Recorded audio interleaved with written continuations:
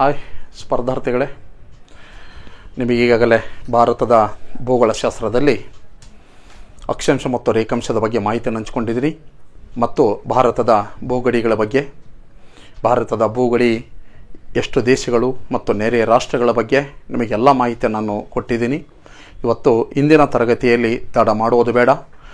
ಇವತ್ತು ಭಾರತದ ಒಂದು ಭೂತುದಿಗಳು ಹೇಗಿವೆ, ಹಾಗಾದ್ರೆ ಭಾರತದ ಒಂದು ಕರಾವಳಿ ಗಡಿ ಬಗ್ಗೆ ಇವತ್ತು ಮಾಹಿತಿಯನ್ನು ನಾನು ನಿಮ್ಮ ಜೊತೆ ಹಂಚಿಕೊಳ್ತಿದ್ದೀನಿ.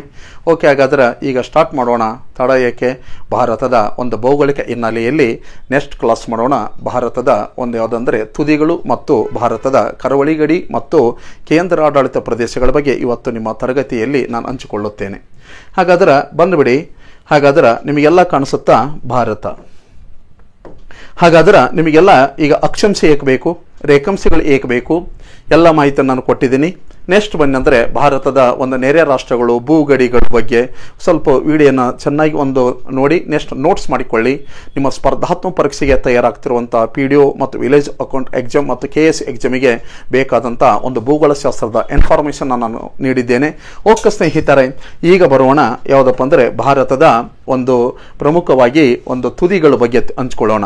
ಹಾಗಾದ್ರೆ ಭಾರತದ ಒಂದು ಉತ್ತರ ತುದಿ ಬರೋಣ. ಭಾರತದ ಉತ್ತರ ತುದಿ ಎಲ್ಲೈತಂದ್ರೆ ಇದು ಒಂದು ಉತ್ತರ ತುದಿ ಎಲ್ಲಿಂದ ಈ ಭಾಗದಿಂದ ಏನಪ್ಪ ಅಂದ್ರೆ ಈ ಭಾಗದವರೆಗೆ ಭಾರತ ಎಷ್ಟು ಕಿಲೋಮೀಟರ್ ಐತೆ ಅಂತ ಕೇಳಿದ್ರೆ 3214 ಕಿಲೋಮೀಟರ್ ಸ್ನೇಹಿತರೆ. ಹಾಗಾದ್ರೆ ಭಾರತ ಉತ್ತರದಿಂದ ದಕ್ಷಿಣದವರೆಗೆ ಎಷ್ಟು ಕಿಲೋಮೀಟರ್ ಹಂಚಿಕೆ ಆಗೈತೆ ಅಂದ್ರೆ 3214 ಕಿಲೋಮೀಟರ್ ವರೆಗೆ ಹಂಚಿಕೆ ಆಗಿದೆ. ಹಾಗಾದ್ರೆ ಭಾರತ 3214 ಕಿಲೋಮೀಟರ್ ವರೆಗೆ ಹಂಚಿಕೆ ಆದ್ರೆ ಇದನ್ನ ನಮಗೆ ಮೈಲ್ ಒಳಗೆ ಕೇಳ್ತಾನೆ. ಹಾಗಾದ್ರೆ ಭಾರತ ಉತ್ತರ ದಕ್ಷಿಣವಾಗಿ ನೀವೆಲ್ಲ ಓದ್ಕೊಂಡು ಹೋಗಿರಿ 3214 ಕಿಲೋಮೀಟರ್. ಅದನ್ನು ಮೈಲ್ ಒಳಗೆ ಕೇಳಿಕೊಂಡ್ರೆ ಎಷ್ಟಪ್ಪ ಅಂದ್ರೆ ಎಷ್ಟು ಕೇಳ್ತಾರೆ ಅಂದ್ರೆ 1997 ಮೈಲ್ ಆಗಿದೆ. 1997 ಮೈಲ್ ಆಗಿದೆ ನೋಡಿ. ಕಿಲೋಮೀಟರ್ ಒಳಗೆ ಕೇಳಿದರೆ ಭಾರತ ಉತ್ತರ ದಕ್ಷಿಣವಾಗಿ 3214 ಕಿಲೋಮೀಟರ್ ಆಗಿದೆ. ಹಾಗಾದ್ರೆ ಮೈಲ್ ಒಳಗೆ ಕೇಳಿಕೊಂಡ್ರೆ 1997 ಮೈಲನ್ನು ಒಳಗೊಂಡಿದೆ. ಹಾಗಾದ್ರೆ ಇಲ್ಲಿ ಭಾರತದ ಒಂದು ಉತ್ತರದ ಪ್ರದೇಶ ಯಾವುದಂತ ಕೇಳ್ತಾರೆ. ಭಾರತದ ಉತ್ತರದ ಪ್ರದೇಶ ಯಾವುದಂದ್ರೆ ಇಲ್ಲಿ ಕಂಡು ಬರುವಂತ ಒಂದು ಪ್ರದೇಶ ಯಾವುದಂತ ಕೇಳಿದ್ರೆ ಲಡಾಖ. ಯಾವುದು? ಲಡಾಖ. ಭಾರತದ ಉತ್ತರದಲ್ಲಿ ಕಂಡು ಬರುವಂತ ಒಂದು ಪ್ರದೇಶ ಲಡಾಖ. ಹಾಗಾದ್ರೆ ದಕ್ಷಿಣದಲ್ಲಿ ಕಂಡು ಬರುವಂತದ್ದು ಪ್ರದೇಶ ಅಲ್ಲ, ಇದು ರಾಜ್ಯ ನೋಡಿ. ಹಾಗಾದ್ರೆ ಉತ್ತರದಲ್ಲಿ ಕಂಡು ಬರುವಂತ ಒಂದು ಕೇಂದ್ರಾಡಳಿತ ಪ್ರದೇಶ ಯಾವುದಂದ್ರೆ ಲಡಾಖವಾಗಿದೆ. ಹಾಗಾದ್ರೆ ನಂತರ ದಕ್ಷಿಣದ ಒಂದು ಪ್ರದೇಶ ಅಲ್ಲ, ರಾಜ್ಯ. ಹಾಗಾದ್ರೆ ದಕ್ಷಿಣದ ಒಂದು ಕೊನೆಯ ರಾಜ್ಯ ಯಾವುದಂತ ಕೇಳಿದ್ರೆ ತಮಿಳುನಾಡು. ಯಾವ ನಾಡು? ತಮಿಳುನಾಡು. ಓಕೆ ಸ್ನೇಹಿತರೆ, ಹಾಗಾದ್ರೆ ಭಾರತ ಉತ್ತರ ದಕ್ಷಿಣವಾಗಿ 3214 ಕಿಲೋಮೀಟರ್ ಆಗಿದೆ. ಉತ್ತರದ ಒಂದು ಕೊನೆಯ ಒಂದು ಪ್ರದೇಶ ಲಡಾಖ, ದಕ್ಷಿಣದ ಕೊನೆಯ ಒಂದು ರಾಜ್ಯ ಯಾವುದಂದ್ರೆ ತಮಿಳುನಾಡು. ಹಾಗಾದ್ರೆ ಇಲ್ಲಿ ಒಂದು ಉತ್ತರದ ತುದಿ ಯಾವುದಂತ ಕೇಳ್ತಾರೆ. ಇಲ್ಲಿ ನಿಮಗೆ ತೋರಿಸ್ತಿದೆ ನೋಡು, ಇದು ಭಾರತದ ಉತ್ತರದ ತುದಿ. ನಿಮಗೆ ಕಣ್ಣಿಗೆ ಕಾಣಿಸುತ್ತಿದೆ, ಇದು ಭಾರತದ ಉತ್ತರ ತುದಿ. ಹಾಗಾದ್ರೆ ಭಾರತದ ಉತ್ತರ ತುದಿ ಯಾವುದಂತ ಕೇಳಿದ್ರೆ ಉತ್ತರ ತುದಿ ಯಾವುದು? ಇಂದಿರಾ ಕೋಲ್. ಯಾವ ಕೋಲು? ಇಂದಿರಾ ಕೋಲ್. ಕೂಲ್ ಅಲ್ಲ, ಕೋಲ್. ಇಂದಿರಾ ಕೋಲ್. ಹಾಗಾದ್ರೆ ಭಾರತದ ಉತ್ತರ ತುದಿ ಯಾವುದಂದ್ರೆ ಇಂದಿರಾ ಕೋಲು ಆಗಿದೆ. ಹಾಗಾದ್ರೆ ಇಂದಿರಾ ಕೋಲ್ ಎಲ್ಲಿ ಕಂಡು ಬರುತ್ತೆ ಅಂತ ಕೇಳಿದ್ರೆ ಒಂದು ಸಿಯಾಚಿನ್ ಮತ್ತು ಕಾರಾಕೋರಂ ಮಧ್ಯದಲ್ಲಿ ಇಂದಿರಾ ಕೋಲ್ ಕಂಡು ಬರುತ್ತದೆ. ಹಾಗಾದ್ರೆ ಇದು ಸಮುದ್ರ ಮಟ್ಟದಿಂದ ಎಷ್ಟು ಎತ್ತರ ಐತೆ ಅಂತ ಕೇಳಿದ್ರೆ 5670 ಮೀಟರ್ ಎತ್ತರವಾಗಿದೆ. ಹಾಗಾದ್ರೆ ಸಮುದ್ರ ಮಟ್ಟದಿಂದ ಇಂದಿರಾ ಕೋಲ್ ಎಷ್ಟು ಎತ್ತರ ಐತೆ ಅಂತ ಕೇಳಿದ್ರೆ ಸಮುದ್ರ ಮಟ್ಟದಿಂದ ಇದಿರೋದು 5670 ಮೀಟರ್ ವರೆಗೆ ಹೈಟ್ ಆಗಿದೆ. ಯಾವುದಂದ್ರೆ ಇಂದಿರಾ ಕೋಲ್. ಹಾಗಾದ್ರೆ ಇದಕ್ಕೆ ಯಾಕೆ ಇಂದಿರಾ ಕೋಲ್ ಅಂತ ನಾಮಕರಣ ಮಾಡಿದ್ರು? ಹಾಗಾದ್ರೆ ಇಂದಿರಾ ಕೋಲ್ ಅಂತ ಯಾಕೆ ನಾಮಕರಣ ಮಾಡ್ತಾರೆ ಅಂದ್ರೆ ಇಲ್ಲಿ ನೆನಪು ಮಾಡಿಕೊಳ್ಳಿ. ಹಾಗಾದ್ರೆ ಕ್ರಿಸ್ತಶಕ 1912ರಲ್ಲಿ ಇದಕ್ಕೆ ಅಂತ ನಾಮಕರಣ ಮಾಡಿದ್ರು? ಇಂದಿರಾ ಕೋಲ್. ಯಾವ ಕೋಲು? ಇಂದಿರಾ ಕೋಲ್ ಅಂತ ನಾಮಕರಣ ಮಾಡಿದ್ವಿ.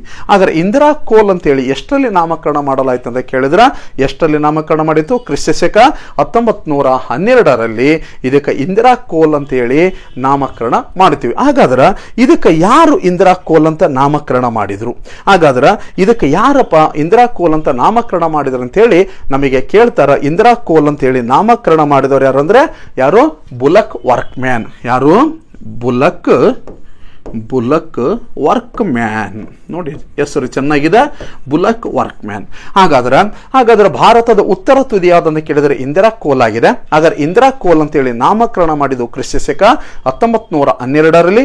ಯಾರು ನಾಮಕರಣ ಮಾಡ್ತಾರೆ ಅಂದ್ರೆ ಬುಲಕ್ ವರ್ಕ್ ಮ್ಯಾನ್ ಎಂಬ ವ್ಯಕ್ತಿ ಇದನ್ನ ನಾಮಕರಣ ಮಾಡಿದ್ದಾನೆ. ಹಾಗಾದ್ರೆ ಈ ಏನಪ್ಪಾ ಅಂದ್ರೆ ಇಂದಿರಾ ಕೋಲ್ ಎಂಬುದು ಯಾವುದರ ಮಧ್ಯದಲ್ಲಿ ಐತೆ ಅಂದ್ರೆ ಸಿಯಾಚಿನ್ ಮತ್ತು ಕಾರಾಕೋರಂಗಳ ಮಧ್ಯದಲ್ಲಿ ಇಂದಿರಾ ಕೋಲ್ ಕಂಡು ಬರುತ್ತೆ. ಇಂದಿರಾ ಕೋಲು ಯಾವ ಪ್ರದೇಶದಲ್ಲಿ ಐತೆ ಅಂತ ಕೇಳಿದ್ರೆ ಲಡಖ ಪ್ರದೇಶದಲ್ಲಿ. ಹಾಗಾದ್ರೆ ಸಮುದ್ರ ಮಟ್ಟದಿಂದ ಎಷ್ಟು ಹೈಟ್ ಐತೆ ಅಂತ ಕೇಳಿದ್ರೆ 5770 ಮೀಟರ್ ಹೈಟ್ ಕಂಡು ಬರುತ್ತದೆ. ಯಾವುದಂತ ಕೇಳಿದ್ರೆ ಇಂದಿರಾ ಕೋಲು. ಹಾಗಾದ್ರೆ ಇದು ಇಂದಿರಾ ಕೋಲು ಭಾರತದ ಉತ್ತರ ತುದಿಯಾಗಿದೆ.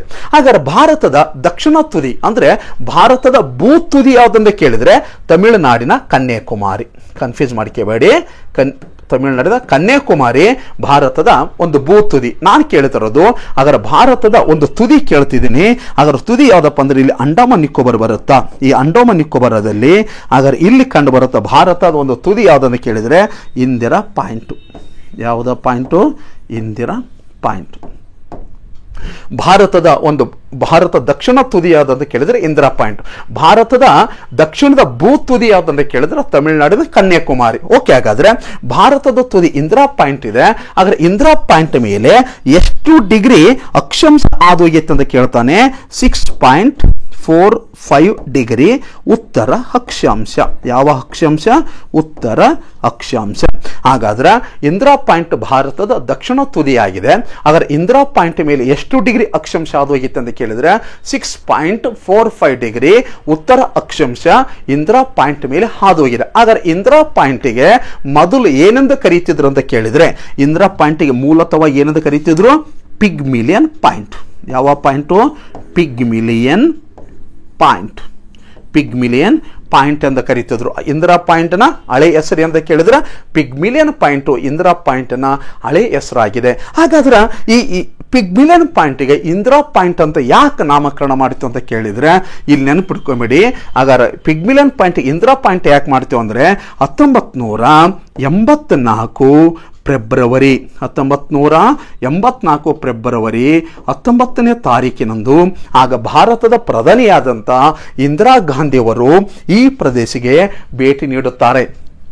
ಆದರೆ ಇಂದಿರಾ ಗಾಂಧಿ 1984 ಫೆಬ್ರವರಿ 19ನೇ ತಾರೀಕಿನಂದು ಈ ಪ್ರದೇಶಕ್ಕೆ ಭೇಟಿ ನೀಡಿದ ಕಾರಣಕ್ಕೋಸ್ಕರ ಅವರ ನೆನಪಿಗೋಸ್ಕರ ಇದನ್ನು ಇಂದಿರಾ ಪಾಯಿಂಟ್ ಅಂತ ಹೇಳಿ 1985 ಅಕ್ಟೋಬರ್ 10ನೇ ತಾರೀಕಿನಂದು ಏನಂತ ನಾಮಕರಣ ಮಾಡಿದ್ರು? ಅದಕ್ಕೆ ಇಂದಿರಾ ಪಾಯಿಂಟ್. ಯಾವ ಪಾಯಿಂಟು? ಇಂದಿರಾ ಪಾಯಿಂಟ್ ಅಂತ ನಾಮಕರಣ ಮಾಡಿದ್ದು. ಮತ್ತೊಂದು ಬರೋಣ ಸರ್. ಹಾಗಾದ್ರೆ ಇಂದಿರಾ ಕೋಲ್ ಅಂತ ಯಾಕೆ ಹೆಸರಿಟ್ಟು ಅಂತ ಕೇಳಿದ್ರ ಇಂದಿರಾ ಕೋಲ್ ಅಂತ ಹೇಳಿ ಇಂದಿರಾ ಗಾಂಧಿಯವರ ನೆನಪಿಗೋಸ್ಕರ ಹೆಸರಿಟ್ಟಲ್ಲ ಸ್ನೇಹಿತರೆ. ಅನೇಕ ಸ್ಪರ್ಧಾರ್ಥಿಗಳು ಇಂದಿರಾ ಕೋಲ್ ಅಂತ ಯಾಕೆ ಹೆಸರು ಬಂತಂದ್ರೆ ಇಂದಿರಾ ಗಾಂಧಿಯ ಒಂದು ನೆನಪಿಗೋಸ್ಕರ ಇಂದಿರಾ ಕೋಲ್ ಅಂತ ಹೆಸರಿಟ್ಟರು ಅಂತ ತಿಳ್ಕೊಳ್ತೀವಿ. ತಪ್ಪು. ಇಂದಿರಾ ಕೋಲ್ ಅಂತ ನಾಮಕರಣ ಮಾಡೋದು ಕಾರಣ ಏನಪ್ಪ ಅಂದ್ರೆ ಹಾಗಾದ್ರೆ ಇಂದಿರಾ ಮತ್ತೊಂದು ಹೆಸರು ಏನಪ್ಪ ಅಂದ್ರೆ ಲಕ್ಷ್ಮೀ ದೇವಿಯ ಹೆಸರು. ಅಂದ್ರೆ ಲಕ್ಷ್ಮಿಯನ್ನು ನಾವು ಪೂಜೆ ಮಾಡ್ತೀವಲ್ಲ, ಆ ಲಕ್ಷ್ಮಿಯ ಮತ್ತೊಂದು ಹೆಸರು ಇಂದಿರಾ. ಹಾಗಾಗಿ ಆ ಲಕ್ಷ್ಮಿಯ ಮತ್ತೊಂದು ಹೆಸರಾಗಿರುವ ಇಂದಿರಾ ಎಂಬ ಹೆಸರಿನಿಂದ ಇದನ್ನ ಇಂದಿರಾ ಕೋಲ್ ಎಂದು ಹೆಸರಿಡಲಾಯಿತು. ಎಷ್ಟರಲ್ಲಿ? 1912ರಲ್ಲಿ. ಯಾರು ನಾಮಕರಣ ಮಾಡ್ಯಾರ ಅಂತ ಕೇಳಿದ್ರೆ ಬುಲಕ್ ವರ್ಕ್ ಮ್ಯಾನ್. ಹಾಗಾದ್ರೆ ನೆಕ್ಸ್ಟ್ ಬಂದ್ರೆ ಭಾರತದ ದಕ್ಷಿಣ ತುದಿ ಯಾವುದಂತ ಕೇಳಿದ್ರೆ ಇಂದಿರಾ ಪಾಯಿಂಟು. ಆದರೆ ಇಂದಿರಾ ಪಾಯಿಂಟ್ನ ಹಳೆ ಹೆಸರು ಅಂತ ಕೇಳಿದ್ರೆ ಪಿಗ್ಮಿಲಿಯನ್ ಪಾಯಿಂಟ್. ಹಾಗಾದ್ರೆ ಈ ಪಿಗ್ಮಿಲಿಯನ್ ಪಾಯಿಂಟ್ಗೆ ಇಂದಿರಾ ಪಾಯಿಂಟ್ ಅಂತ ಹೇಳಿ ಯಾವಾಗ ನಾಮಕರಣ ಮಾಡಿದ್ವಿ ಅಂದ್ರೆ 1985 ಅಕ್ಟೋಬರ್ 10ನೇ ತಾರೀಕಿನಂದು ಇದಕ್ಕೆ ಇಂದಿರಾ ಪಾಯಿಂಟ್ ಅಂತ ನಾಮಕರಣ ಮಾಡ್ತೀವಿ ಸ್ನೇಹಿತರೆ. ಓಕೆ, ಹಾಗಾದ್ರೆ ಭಾರತದ ಉತ್ತರ ತುದಿ ತಿಳ್ಕೊಂಡ್ರಿ ಮತ್ತು ದಕ್ಷಿಣ ತುದಿಯ ಬಗ್ಗೆ ತಿಳ್ಕೊಂಡ್ರಿ. ಹಾಗಾದ್ರೆ ನೆಕ್ಸ್ಟ್ ಬರೋಣ. ಭಾರತದಲ್ಲಿ ಯಾವುದಪ್ಪ ಅಂದ್ರೆ ಪಶ್ಚಿಮ ಮತ್ತು ಪೂರ್ವ ನೋಡ್ಕೊಂಡು ಹೋಗೋಣ. ಈಗ ಭಾರತದ ಪಶ್ಚಿಮ ಪೂರ್ವ ಹೇಗಿದೆ ಅಂತೇಳಿ ಈಗ ನಾನು ನೋಡ್ಕೊಂತ ಹೋಗೋಣ. ನೋಡಿ, ಭಾರತ ಪಶ್ಚಿಮ ಪೂರ್ವದ ಬಗ್ಗೆ ನೋಡೋದಾದ್ರೆ ಇಲ್ಲಿಂದ ಭಾರತ ಪಶ್ಚಿಮ ಈ ಭಾಗದಿಂದ ಸ್ಟಾರ್ಟ್ ಆಗುತ್ತಾ, ಈ ಭಾಗದಿಂದ ಭಾರತ ಈ ಭಾಗದವರೆಗೆ ಇದೆ. ಹಾಗಾದ್ರೆ ಭಾರತ ಒಂದು ಪಶ್ಚಿಮ ಪೂರ್ವವಾಗಿ ಎಷ್ಟು ಕಿಲೋಮೀಟರ್ ಐತೆ ಅಂತ ಕೇಳಿದ್ರೆ ಎಷ್ಟೈತಿ? 2933 ಕಿಲೋಮೀಟರ್. ಎಷ್ಟಿದೆ? ಭಾರತ ಒಂದು ಪಶ್ಚಿಮ ಪೂರ್ವ ಎಷ್ಟಿದೆ? 2933 ಕಿಲೋಮೀಟರ್ ಆಗಿದೆ. ಇದನ್ನ ಒಂದು ಮೈಲ್ ಒಳಗೆ ಹೇಳ್ರಿ ಅಂತ ಕೇಳಿದ್ರೆ ಎಷ್ಟಾಗತ್ತ? 1822 ಮೈಲು. 1822 ಮೈಲ್ ಆಗುತ್ತಾ? ಹಾಗಾದ್ರೆ ಪಶ್ಚಿಮದ ಕೊನೆಯ ರಾಜ್ಯ ಯಾವ್ದಂತ ಕೇಳ್ತಾನೆ. ಪಶ್ಚಿಮದ ಕೊನೆಯ ರಾಜ್ಯ ಯಾವ್ದಂತ ಕೇಳಿದ್ರೆ ಯಾವ ರಾಜ್ಯ ಇದು? ಪಶ್ಚಿಮದ ಕೊನೆಯ ರಾಜ್ಯ ನಿಮಗೆಲ್ಲ ಗೊತ್ತಿದೆ, ಆದರೂ ಸಹಿತ ನಾನು ತಿಳಿಸ್ತಿದ್ದೀನಿ, ಗುಜರಾತ್. ಪಶ್ಚಿಮದ ಕೊನೆಯ ರಾಜ್ಯ ಯಾವುದು? ಗುಜರಾತ್. ಹಾಗಾದ್ರೆ ಪೂರ್ವದ ಕೊನೆಯ ರಾಜ್ಯ ಯಾವ್ದನ್ನು ಕೇಳಿದ್ರೆ ಅರುಣಾಚಲ ಪ್ರದೇಶ. ಯಾವ ಪ್ರದೇಶ? ಅರುಣಾಚಲ ಪ್ರದೇಶ. ಓಕೆ. ಭಾರತ ಪೂರ್ವ ಪಶ್ಚಿಮವಾಗಿ 2933 ಕಿಲೋಮೀಟರ್ ಆಗಿದೆ. ಅದನ್ನು ಮೈಲ್ ಒಳಗೆ ಕೇಳಿದ್ರೆ 1822. ಹಾಗಾದ್ರೆ ಭಾರತ ಏನಪ್ಪ ಅಂದ್ರೆ ಒಂದು ಉತ್ತರ ದಕ್ಷಿಣವಾಗಿ ಎಷ್ಟೈತೆ ಅಂತ ಕೇಳಿದ್ರೆ 3214 ಕಿಲೋಮೀಟರ್ ಆಗಿದೆ. ಅದನ್ನು ಮೈಲ್ ಒಳಗೆ ಕೇಳಿದ್ರೆ 1997. ಹಾಗಾದ್ರೆ ಇಲ್ಲಿ ಪಶ್ಚಿಮದಲ್ಲಿ ಒಂದು ಏನಪ್ಪ ಅಂದ್ರೆ ತುದಿ ಕೇಳ್ತಾನೆ. ಅದರ ಈ ಗುಜರಾತ್ ರಾಜ್ಯದಲ್ಲಿ ಒಂದು ಜಿಲ್ಲೆ ಬರುತ್ತಾ, ಯಾವ ಜಿಲ್ಲೆ ಅಂತ ಕೇಳಿದ್ರೆ ಸರ್ ಕ್ರಿಕ್ ಎಂಬ ಜಿಲ್ಲೆ. ಯಾವ ಜಿಲ್ಲೆ? ಸರ್ ಕ್ರಿಕ್ ಎಂಬ ಜಿಲ್ಲೆ ಇದೆ. ಆ ಸರ್ ಕ್ರಿಕ್ಕಿನ ಒಂದು ಸ್ಥಳ ಇದೆ. ಆ ಸ್ಥಳ ಯಾವುದನ್ನು ಕೇಳಿದ್ರೆ ಮೋಹರ್ ಮೋತಿ. ಮೋಹರ್ ಮೋತಿ. ಯಾವ ಮೋತಿ? ಮೋಹರ್ ಮೋತಿ. ನಿಮಗೆ ಕೇಳಿದ್ರೆ ಆನ್ಸರ್ ಕೊಡಿ. ಭಾರತದ ಪಶ್ಚಿಮದ ಕೊನೆಯ ರಾಜ್ಯ ಅಂದ್ರೆ ಗುಜರಾತ್. ಹಾಗಾದ್ರೆ ಗುಜರಾತಿನ ಒಂದು ಜಿಲ್ಲೆ ಬರುತ್ತಾ ಸರ್ ಕ್ರಿಕ್, ಇದು ಕೊನೆಯ ಜಿಲ್ಲೆ ಆಗಿದೆ. ಅದರ ಒಂದು ಪ್ಲೇಸ್ ಯಾವ್ದಂತ ಕೇಳಿದ್ರೆ ಮೋಹರ್ಮೋತಿ. ಹಾಗಾದ್ರೆ ಭಾರತದ ಪಶ್ಚಿಮದ ತುದಿ ಯಾವ್ದಂತ ಕೇಳಿದ್ರೆ ಗುಜರಾತ್ ರಾಜ್ಯದ ಸರ್ ಕ್ರಿಕ್ ಜಿಲ್ಲೆಯ ಮೋಹರ್ಮೋತಿ ಭಾರತದ ಪಶ್ಚಿಮದ ಒಂದು ತುದಿಯಾಗಿದೆ. ಅದರಂತೆ ನೆಕ್ಸ್ಟ್ ಬನ್ನಿ, ಭಾರತದ ಒಂದು ಪೂರ್ವ ತುದಿ ಬರೋಣ. ಹಾಗಾದ್ರೆ ಪೂರ್ವದ ಕೊನೆಯ ರಾಜ್ಯ ಯಾವುದು ಅಂದ್ರೆ ಅರುಣಾಚಲ ಪ್ರದೇಶ. ಅಲ್ಲಿ ಬರುವಂತ ಜಿಲ್ಲೆ ಯಾವುದಂತ ಕೇಳಿದ್ರೆ ಲೋಯತ್ ಜಿಲ್ಲೆ. ಯಾವ ಜಿಲ್ಲೆ? ಲೋಯತ್ ಜಿಲ್ಲೆ. ಹಾಗಾದ್ರೆ ಲೋಯತ್ ಜಿಲ್ಲೆ ಅರುಣಾಚಲ ಪ್ರದೇಶ ಕೊನೆಯ ಒಂದು ಜಿಲ್ಲೆಯಾಗಿದ್ದು, ಹಾಗಾದ್ರೆ ಅಲ್ಲಿ ಇರುವಂತಹ ಒಂದು ಸ್ಥಳ ಯಾವುದನ್ನು ಕೇಳಿದ್ರೆ ಕಿಬೂಟಿ. ಯಾವುದು? ಕಿಬೂಟಿ. ಯಾವುದು? ಕಿಬೂಟಿ. ಓಕೆ ಸ್ನೇಹಿತರೆ, ಹಾಗಾದ್ರೆ ಭಾರತದ ಒಂದು ಪೂರ್ವದ ಕೊನೆಯ ರಾಜ್ಯ ಅರುಣಾಚಲ ಪ್ರದೇಶ ಆಗಿದೆ. ಅರುಣಾಚಲ ಪ್ರದೇಶದ ಯಾವ ಜಿಲ್ಲೆ ಐತೆ ಅಂತ ಕೇಳಿದ್ರೆ ಲೋಯತ್ ಜಿಲ್ಲೆ ಇದೆ. ಆ ಲೋಯತ್ ಜಿಲ್ಲೆಯ ಕೊನೆಯ ಒಂದು ಸ್ಥಳ ಯಾವುದಂದ್ರೆ ಕಿಬೂಟಿ. ಓಕೆ. ಹಾಗಾದ್ರೆ ಭಾರತ ಉತ್ತರ ದಕ್ಷಿಣವಾಗಿ ನೋಡಿ, ಭಾರತ ಉತ್ತರ ದಕ್ಷಿಣವಾಗಿ 3214 ಕಿಲೋಮೀಟರ್ ಆಗಿದೆ. ಹಾಗಾದ್ರೆ ಭಾರತದ ಉತ್ತರ ತುದಿ ಯಾವುದಂತ ಕೇಳಿದ್ರೆ ಇಂದಿರಾ ಕೋಲು, ದಕ್ಷಿಣ ತುದಿ ಯಾವುದಂತ ಕೇಳಿದ್ರೆ ಇಂದಿರಾ ಪಾಯಿಂಟ್. ಹಾಗಾದ್ರೆ ದಕ್ಷಿಣ ಭೂ ತುದಿ ಅಂತ ಕೇಳಿದ್ರೆ ಕನ್ಯಾಕುಮಾರಿ. ಹಾಗಾದ್ರೆ ಭಾರತ ಪೂರ್ವ ಪಶ್ಚಿಮವಾಗಿ ಬರೋಣ. ಭಾರತ ಪೂರ್ವ ಪಶ್ಚಿಮವಾಗಿ ಎಷ್ಟೈತೆ ಅಂತ ಕೇಳಿದ್ರೆ 2933 ಕಿಲೋಮೀಟರ್ ಆಗಿದೆ. ಹಾಗಾದ್ರೆ ಪಶ್ಚಿಮದ ಕೊನೆಯ ರಾಜ್ಯ ಯಾವುದಂದ್ರೆ ಗುಜರಾತ್, ಕೊನೆಯ ಜಿಲ್ಲೆ ಯಾವುದಂದ್ರೆ ಸರ್ಕ್ರಿಕ್ ಜಿಲ್ಲೆ. ಹಾಗಾದ್ರೆ ಕೊನೆಯ ಸ್ಥಳ ಯಾವುದಂತ ಕೇಳಿದ್ರೆ ಯಾವ ಸ್ಥಳ ಆಗೈತಿ? ಮೋಹರ್ ಮೋತಿ. ಭಾರತದ ಒಂದು ಪೂರ್ವಕ್ಕೆ ಬರೋಣ. ಭಾರತದ ಪೂರ್ವದ ಕೊನೆಯ ರಾಜ್ಯ ಅರುಣಾಚಲ ಪ್ರದೇಶ. ಅರುಣಾಚಲ ಪ್ರದೇಶದ ಜಿಲ್ಲೆ ಅಂತ ಕೇಳಿದ್ರೆ ಲೋಯತ್ ಜಿಲ್ಲೆ. ಲೋಯತ್ ಜಿಲ್ಲೆಯ ಕೊನೆಯ ಸ್ಥಳ ಯಾವುದಂತ ಕೇಳಿದ್ರೆ ಕಿಬೂಟಿ. ಓಕೆ. ಇದು ನಮಗೇನಪ್ಪ ಅಂದ್ರೆ ಭಾರತ ಪೂರ್ವ ಪಶ್ಚಿಮ ಉತ್ತರ ದಕ್ಷಿಣದಲ್ಲಿರುವಂತಹ ಅಂಶಗಳು. ಹಾಗಾದ್ರೆ ಇದರ ಮೇಲೆ ಪ್ರಶ್ನೆಗಳನ್ನ ಕೇಳಿದ್ರೆ ತುದಿಗಳ ಬಗ್ಗೆ ತಿಳ್ಕೊಳ್ಳಿ. ಹಾಗಾದ್ರೆ ಏನಪ್ಪ ಅಂದ್ರೆ ಇಂದಿರಾ ಕೋಲ್ ಅಂತ ಹೇಳಿ ನಾಮಕರಣ ಮಾಡಿದೆ ಯಾವಾಗಂತ ಕೇಳಿದ್ರೆ ಕ್ರಿಸ್ತಶಕ 1912ರಲ್ಲಿ. ಯಾವುದ್ರ ಮಧ್ಯದಲ್ಲಿ ಐತೆ ಅಂದ್ರೆ ಸಿಎಚ್ಎನ್ ಮತ್ತು ಕಾರಾಕೋರಂ. ಸಿಎಚ್ಎನ್ ಕಾರಾಕೋರಂಗಳ ಮಧ್ಯದಲ್ಲಿ ಏನಿದೆ? ಇಂದಿರಾ ಕೋಲ್ ಬರುತ್ತಾ. ಹಾಗಾದ್ರೆ ಇಂದಿರಾ ಕೋಲ್ ಅನ್ನು ಎಷ್ಟರಲ್ಲಿ ನಾಮಕರಣ ಮಾಡಲಾಯಿತು ಅಂತ ಕೇಳಿದ್ರೆ 1912ರಲ್ಲಿ ನಾಮಕರಣ ಮಾಡಿದ್ವಿ. ಹಾಗಾದ್ರೆ ಭಾರತ ದಕ್ಷಿಣ ತುದಿ ಯಾವ್ದಂತ ಕೇಳಿದ್ರೆ ಇಂದಿರಾ ಪಾಯಿಂಟ್. ಇಂದಿರಾ ಪಾಯಿಂಟ್ ಅನ್ನ ಮತ್ತೊಂದು ಹೆಸರು ಏನಂತ ಕೇಳಿದ್ರೆ ಪಿಗ್ಮಿಲಿಯನ್ ಪಾಯಿಂಟ್. ಆಗ ಪಿಗ್ಮಿಲಿಯನ್ ಪಾಯಿಂಟ್ ಗೆ ಇಂದಿರಾ ಪಾಯಿಂಟ್ ಅಂತ ಯಾಕೆ ಹೆಸರಿಡ್ತೀವಿ ಅಂದ್ರೆ ಕ್ರಿಸ್ತಶಕ 1984 ಫೆಬ್ರವರಿ 19ನೇ ತಾರೀಕಿನಂದು ಭಾರತದ ಆಗಿನ ಪ್ರಧಾನಿಯಾದರೆ ಇಂದಿರಾ ಗಾಂಧಿ ಅಲ್ಲಿ ವಿಸಿಟ್ ಮಾಡಿದ್ರು. ಅವರ ನೆನಪಿಗೋಸ್ಕರ ಇದನ್ನ ಇಂದಿರಾ ಪಾಯಿಂಟ್ ಅಂತೇಳಿ 1985 ಅಕ್ಟೋಬರ್ 10ನೇ ತಾರೀಕಿನಂದು ನಾಮಕರಣ ಮಾಡಿದೀವಿ. ಓಕೆ ಸ್ನೇಹಿತರೆ, ಇದು ಭಾರತದಲ್ಲಿ ಕಂಡುಬರುವಂತಹ ಒಂದು ತುದಿಗಳ ಬಗ್ಗೆ ಹಂಚಿಕೆಯಾಗಿದೆ. ನೆಕ್ಸ್ಟ್ ಬನ್ನಿ ಹೋಗೋಣ. ಭಾರತದ ತುದಿಗಳ ಬಗ್ಗೆ ಮಾತ್ರ ತಿಳ್ಕೊಳ್ಳೋದು ಬೇಡ. ಹಾಗಾದ್ರೆ ಭಾರತದಲ್ಲಿ ಕೇಂದ್ರಾಡಳಿತ ಪ್ರದೇಶಗಳ ಬಗ್ಗೆ ಸಹಿತ ತಿಳ್ಕೊಳ್ಳೋಣ ಈಗ. ಹಾಗಾದ್ರೆ ಭಾರತದಲ್ಲಿ ಕೇಂದ್ರಾಡಳಿತ ಪ್ರದೇಶಗಳು ಎಷ್ಟದ ಬಂದ್ರೆ ಭಾರತದಲ್ಲಿ ಎಷ್ಟು ಕೇಂದ್ರಾಡಳಿತದ ಪ್ರಸ್ತುತ ಅಂತ ಕೇಳಿದ್ರೆ 8 ಕೇಂದ್ರಾಡಳಿತಗಳಿವೆ. ಎಷ್ಟು ಕೇಂದ್ರಾಡಳಿತ?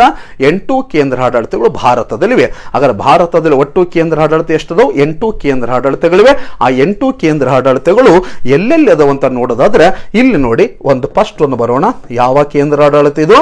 ಅಂಡಮಾನ್ ನಿಕೋಬಾರ್. ಯಾವ ನಿಕೋಬಾರ್? ಅಂಡಮಾನ್ ಮತ್ತು ನಿಕೋಬಾರ್. ಅಂಡಮಾನ್ ನಿಕೋಬಾರ್. ಅಂಡಮಾನ್ ನಿಕೋಬಾರ್ ಎಷ್ಟರಲ್ಲಿ ರಚನೆ ಆಯ್ತು ಅಂತ ಕೇಳಿದ್ರೆ 1956 ನವೆಂಬರ್ 1ನೇ ತಾರೀಕು ಅಂದರೆ ಕ್ರಿಸ್ತಶಕ 1956 ನವೆಂಬರ್ 1ನೇ ತಾರೀಕಿನಂದು ಅಂಡಮಾನ್ ನಿಕೋಬಾರ್ ರಚನೆ ಆಯಿತು. ಅಂಡಮಾನ್ ನಿಕೋಬಾರದ ರಾಜಧಾನಿ ಯಾವುದಂತ ಕೇಳ್ತಾನ. ರಾಜಧಾನಿ ಯಾವುದು?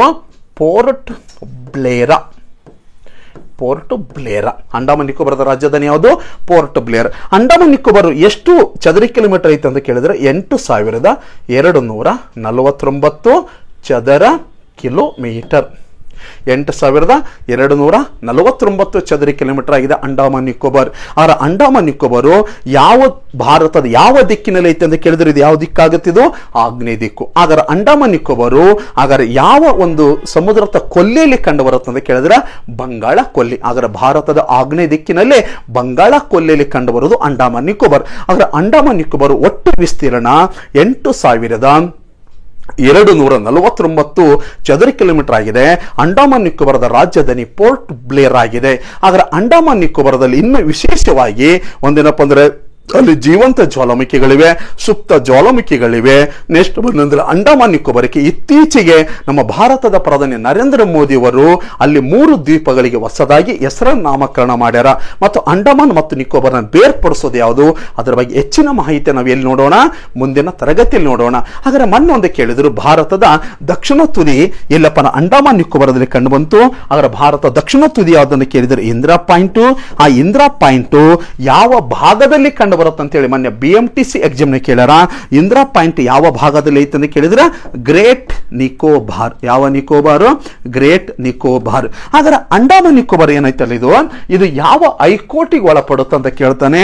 ಯಾವ ಹೈಕೋರ್ಟ್ ಅಂತ ಕೇಳಿದ್ರೆ ಇಲ್ಲಿದೆ ನೋಡಿ, ಕಲ್ಕತ್ತಾ ಹೈಕೋರ್ಟ್. ಯಾವ ಹೈಕೋರ್ಟ್? ಕಲ್ಕತ್ತಾ ಹೈಕೋರ್ಟಿಗೆ. ಓಕೆ, ಇದರ ಬಗ್ಗೆ ಇವತ್ತಿಷ್ಟ ನಾವು ತಿಳ್ಕೊಳ್ಳೋಣ. ಮುಂದಿನ ತರಗತಿಯಲ್ಲಿ ಅಲ್ಲಿ ಒಟ್ಟು ದ್ವೀಪಗಳು ಎಷ್ಟಿವೆ, ಹಾಗಾದ್ರೆ ನಂತರ ಬೇರ್ಪಡಿಸುವ ಡಿಗ್ರಿ ಯಾವುದು, ಜೀವಂತ ಜ್ವಾಲಾಮುಖಿ, ಎತ್ತರವಾದ ಪರ್ವತ, ಅತಿ ದೊಡ್ಡ ದ್ವೀಪ, ಅದರ ಬಗ್ಗೆ ಸಂಪೂರ್ಣವಾದ ಮಾಹಿತಿ ನಾನು ಒಂದು ತರಗತಿಯಲ್ಲಿ ಆ ದ್ವೀಪದ ಬಗ್ಗೆ ನಾನು ಕ್ಲಾಸ್ ಮಾಡಿಕೊಡ್ತೀನಿ. ಹಾಗಾದ್ರೆ ಈಗ ಅಂಡಮಾನ್ ನಿಕೋಬಾರ್ ಬಗ್ಗೆ ಪ್ರಶ್ನೆ ನೋಡೋಣ. ಅಂಡಮಾನ್ ನಿಕೋಬಾರ್ ಬಂಗಾಳ ಕೊಲ್ಲಿಯಲ್ಲಿ ಇದೆ. ಅವರ ಅಂಡಮಾನ್ ನಿಕೋಬಾರ್ ಬಂಗಾಳ ಕೊಲ್ಲಿಯಲ್ಲಿ ಎಷ್ಟು ಚದರ ಕಿಲೋಮೀಟರ್ ಐತೆ ಅಂತ ಕೇಳಿದ್ರೆ 8249 ಚದರ ಕಿಲೋಮೀಟರ್ ಆಗಿದೆ. ಅಂಡಮಾನ್ ನಿಕೋಬಾರದ ರಾಜಧಾನಿ ಯಾವ್ದಂತ ಕೇಳಿದ್ರೆ ಪೋರ್ಟ್ ಬ್ಲೇರ್. ಹಾಗಾದ್ರೆ ಅಂಡಮಾನ್ ನಿಕೋಬಾರದ ರಾಜಧಾನಿ ಪೋರ್ಟ್ ಬ್ಲೇರ್ ಆದ್ರೆ ಯಾವ ಹೈಕೋರ್ಟಿಗೆ ಒಳಪಡುತ್ತೆ ಅಂತ ಕೇಳಿದ್ರೆ ಕಲ್ಕತ್ತಾ ಹೈಕೋರ್ಟಿಗೆ. ನೆಕ್ಸ್ಟ್ ಬನ್ನಿ, ಇಲ್ಲಿ ಒಂದು ಕಾಣಿಸುತ್ತೆ, ಯಾವ್ದಿದು? ಇದ್ಯಾವುದು? ಪುದುಚೇರಿ ಅಥವಾ ಪಾಂಡಿಚೇರಿ. ಪುದುಚೇರಿ ಅಥವಾ ಇದು ಎರಡನೇ ಕೇಂದ್ರ ಆಡಳಿತ ಪುದುಚೇರಿ ಅಥವಾ ಪಾಂಡಿಚೇರಿ ಆಗಿದೆ. ಹಾಗಾದ್ರೆ ಪುದುಚೇರಿಯ ರಾಜಧಾನಿ ಪುದುಚೇರಿ. ಹಾಗಾದ್ರೆ ಇದರ ಒಂದು ಒಟ್ಟು ವಿಸ್ತೀರ್ಣ ಎಷ್ಟು ಅಂತ ಕೇಳಿದ್ರೆ ಇದರ ಒಟ್ಟು ವಿಸ್ತೀರ್ಣ ಎಷ್ಟೈತಪ್ಪ ಅಂತ ಕೇಳಿದ್ರೆ 492 ಚದರ ಕಿಲೋಮೀಟರ್. 492 ಚದರ ಕಿಲೋಮೀಟರ್ ಯಾವ್ದೈತಿ? ಪುದುಚೇರಿ. ಹಾಗಾದ್ರೆ ಪುದುಚೇರಿ 492 ಚದರ ಕಿಲೋಮೀಟರ್ ಆಗಿದೆ. ಹಾಗಾದರೆ ಇದು ಎಲ್ಲಪ್ಪ ಅಂದ್ರೆ ಯಾವ ಹೈಕೋರ್ಟಿಗೆ ಒಳಪಡುತ್ತೆ ಅಂತ ಕೇಳಿದ್ರೆ ಹಾಗಾದ್ರೆ ಅಲ್ಲೇ ತಮಿಳುನಾಡು ಇರುವುದರಿಂದ ಇದು ಯಾವ ಹೈಕೋರ್ಟ್? ಯಾವುದು? ಮದ್ರಾಸ್ ಅಥವಾ ಚೆನ್ನೈ ಹೈಕೋರ್ಟಿಗೆ ಒಳಪಡುತ್ತದೆ. ಆದ್ರೆ ಮದ್ರಾಸ್ ಅಥವಾ ಚೆನ್ನೈ ಹೈಕೋರ್ಟಿಗೆ ಒಳಪಡೋದು ಯಾವುದು? ಈ ಪುದುಚೇರಿ ಆಗಿದೆ. ಹಾಗಾದ್ರೆ ಇದರ ಒಟ್ಟು ಚದರ ಕಿಲೋಮೀಟರ್ ಎಷ್ಟೈತೆ? 492 ಚದರ ಕಿಲೋಮೀಟರ್ ಆಗಿದೆ. ಯಾವುದಂದ್ರೆ ಪುದುಚೇರಿ. ನಮಗೆ ಎಕ್ಸಾಮ್ ಕೇಳ್ತಾನೆ ಪುದುಚೇರಿ ಎಂಬುದು ಯಾವ ಹೈಕೋರ್ಟಿಗೆ ಒಳಪಟ್ಟೈತೆ ಅಂತ ಕೇಳಿದ್ರೆ ಮದ್ರಾಸ್ ಅಥವಾ ಚೆನ್ನೈ ಹೈಕೋರ್ಟಿಗೆ ಒಳಪಡುತ್ತಾ. ನೆಕ್ಸ್ಟ್ ಬನ್ನಿ, ಈ ಭಾಗಕ್ಕೆ ಬರೋಣ. ಈಗ ಈ ಭಾಗ ಇದು ಯಾವುದಿದು? ಲಕ್ಷದ್ವೀಪ. ಯಾವ ದ್ವೀಪ ಇದು? ಲಕ್ಷದ್ವೀಪ. ಇದ್ಯಾವುದು? ಲಕ್ಷದ್ವೀಪ. ಹಾಗಾದ್ರೆ ಲಕ್ಷದ್ವೀಪ ಯಾಗಾದ್ರೆ ಭಾರತದ ಯಾವ ದಿಕ್ಕಿನಲ್ಲಿ ಐತೆ ಅಂತ ಕೇಳಿದ್ರೆ ಇದು ಯಾವ ದಿಕ್ಕಾಗುತ್ತಾ? ನೈಋತ್ಯ ದಿಕ್ಕಾಗಿದೆ. ಹಾಗಾದ್ರೆ ಭಾರತದ ನೈಋತ್ಯ ದಿಕ್ಕಿನಲ್ಲಿ ಲಕ್ಷದ್ವೀಪ ಇದೆ. ಹಾಗಾದ್ರೆ ಲಕ್ಷದ್ವೀಪ ನೈಋತ್ಯ ದಿಕ್ಕಿನಲ್ಲಿ ಯಾವ ಒಂದು ಸಮುದ್ರ ಅಥವಾ ಕೊಲ್ಲಿಯಲ್ಲಿ ತಂದ್ರೆ ಅರಬ್ಬಿ ಸಮುದ್ರದಲ್ಲಿ. ಯಾವ ಸಮುದ್ರದಲ್ಲಿ? ಅರಬ್ಬಿ ಸಮುದ್ರದಲ್ಲಿ ಲಕ್ಷದ್ವೀಪ ಇದೆ. ಹಾಗಾದ್ರೆ ಲಕ್ಷದ್ವೀಪದ ಒಟ್ಟು ಚದರ ಕಿಲೋಮೀಟರ್ ಎಷ್ಟೈತೆ ಅಂತ ಕೇಳಿದ್ರೆ 32 ಚದರ ಕಿಲೋಮೀಟರ್. ಎಷ್ಟು ಚದರ ಕಿಲೋಮೀಟರ್? 32 ಚದರ ಕಿಲೋಮೀಟರ್. ಲಕ್ಷದ್ವೀಪದ ರಾಜಧಾನಿ ಯಾವ್ದಂತ ಕೇಳಿದ್ರೆ ಕವರತ್ತಿ. ಯಾವ ರತ್ತಿ? ಕವರತ್ತಿ. ಗೊತ್ತಿಟ್ಕೊಳ್ಳಿ, ಲಕ್ಷದ್ವೀಪ ಭಾರತದ ನೈಋತ್ಯ ದಿಕ್ಕಿನಲ್ಲಿದೆ. ಹಾಗಾದ್ರೆ ಅರಬ್ಬಿ ಸಮುದ್ರದಲ್ಲಿದೆ. 32 ಚದರ ಕಿಲೋಮೀಟರ್ ಆಗಿದೆ. ಹಾಗಾದ್ರೆ ರಾಜಧಾನಿ ಕವರತ್ತಿ. ಹಾಗಾದ್ರೆ ಲಕ್ಷದ್ವೀಪ ಯಾವ ಹೈಕೋರ್ಟಿಗೆ ಒಳಪಡುತ್ತೆ ಅಂತ ಕೇಳಿದ್ರೆ ಕೊಚ್ಚಿನ್. ಕೇರಳದ ಕೊಚ್ಚಿನ್ ಹೈಕೋರ್ಟ್. ಕೇರಳದ ಕೊಚ್ಚಿನ್ ಹೈಕೋರ್ಟ್. ಈಗ ನಾನು ಬೇಸಿಕ್ ತಿಳಿಸಕತ್ತಿದ್ದೀನಿ, ಯಾಕಂದ್ರೆ ನಮ್ಮ ಪೊಲೀಸ್ ಮತ್ತು PS ಎಕ್ಸಾಮ್ ಮಾತ್ರ ಇದು ನಮ್ಗೆ ಕೇಳ್ತಾನೆ. ನಾನು ಇನ್ನೂ ಇದ್ರ ಬಗ್ಗೆ ದ್ವೀಪಗಳ ಬಗ್ಗೆ ಹೆಚ್ಚಿನ ಮಾಹಿತಿ ನಾನು ಕೊಡ್ತೀನಿ. ಯಾಕಂದ್ರೆ ಜಸ್ಟ್ ಈಗ ನಾನು ಯಾಕಂದ್ರೆ ಅಲ್ಲೇನಪ್ಪ ಅಂದ್ರೆ ಕರಾವಳಿ ಗಡಿ ಮತ್ತು ಅಲ್ಲಿರುವಂಥ ಒಂದು ಕೇಂದ್ರಾಡಳಿತ ಹೇಳುವಾಗ ಇಷ್ಟೇ ಮಾಹಿತಿ ಕೊಡ್ತಿದ್ದೀನಿ. ನೆಕ್ಸ್ಟ್ ಕ್ಲಾಸ್ ಒಳಗೆ ಏನು ಮಾಡೋದು, ಇದನ್ನು ಅಪ್ಲೈಡ್ ಆಗಿ ಅಂದ್ರೆ ಲಕ್ಷದ್ವೀಪ ಅಂದ್ರೆ ಏನು, ಅದರಾಗಿರುವಂಥ ಏನು ವಿಶೇಷ ಐತೆ ಅದ್ರ ಬಗ್ಗೆ ನಾನು ಮಾಹಿತಿಯನ್ನು ನಾನು ಹಂಚ್ಕೊಳ್ತೀನಿ. ಓಕೆ, ಹಾಗಾದ್ರೆ ಲಕ್ಷದ್ವೀಪದ ರಾಜಧಾನಿ ಕವರತ್ತಿ, 32 ಚದರ ಕಿಲೋಮೀಟರ್ ಆಗಿದೆ. ಯಾವ ಹೈಕೋರ್ಟಿಗೆ ಒಳಪಡುತ್ತೆ ಅಂದ್ರೆ ಕೊಚ್ಚಿನ್ ಹೈಕೋರ್ಟ್. ಹಾಗಾದ್ರೆ ಈ ಲಕ್ಷದ್ವೀಪ ಎಷ್ಟರಲ್ಲಿ ರಚನೆ ಆಯ್ತು ಅಂತ ಕೇಳಿದ್ರೆ ಇದು ಸಹಿತ 1956 ನವೆಂಬರ್ 1ನೇ ತಾರೀಕು. ಹಾಗಾದ್ರೆ ಪಾಂಡಿಚೇರಿ ಎಷ್ಟರಲ್ಲಿ ರಚನೆ ಆಯ್ತು ಅಂದ್ರೆ 1954 ನವೆಂಬರ್ 1ನೇ ತಾರೀಕು. 1954 ನವೆಂಬರ್ 1 ಲಕ್ಷದ್ವೀಪ, 1956 ನವೆಂಬರ್ 1ನೇ ತಾರೀಕು ಲಕ್ಷದ್ವೀಪ ರಚನೆ ಆಯ್ತು. ನೆಕ್ಸ್ಟ್ ಬನ್ನಿ ಹೋಗೋಣ ಈಗ.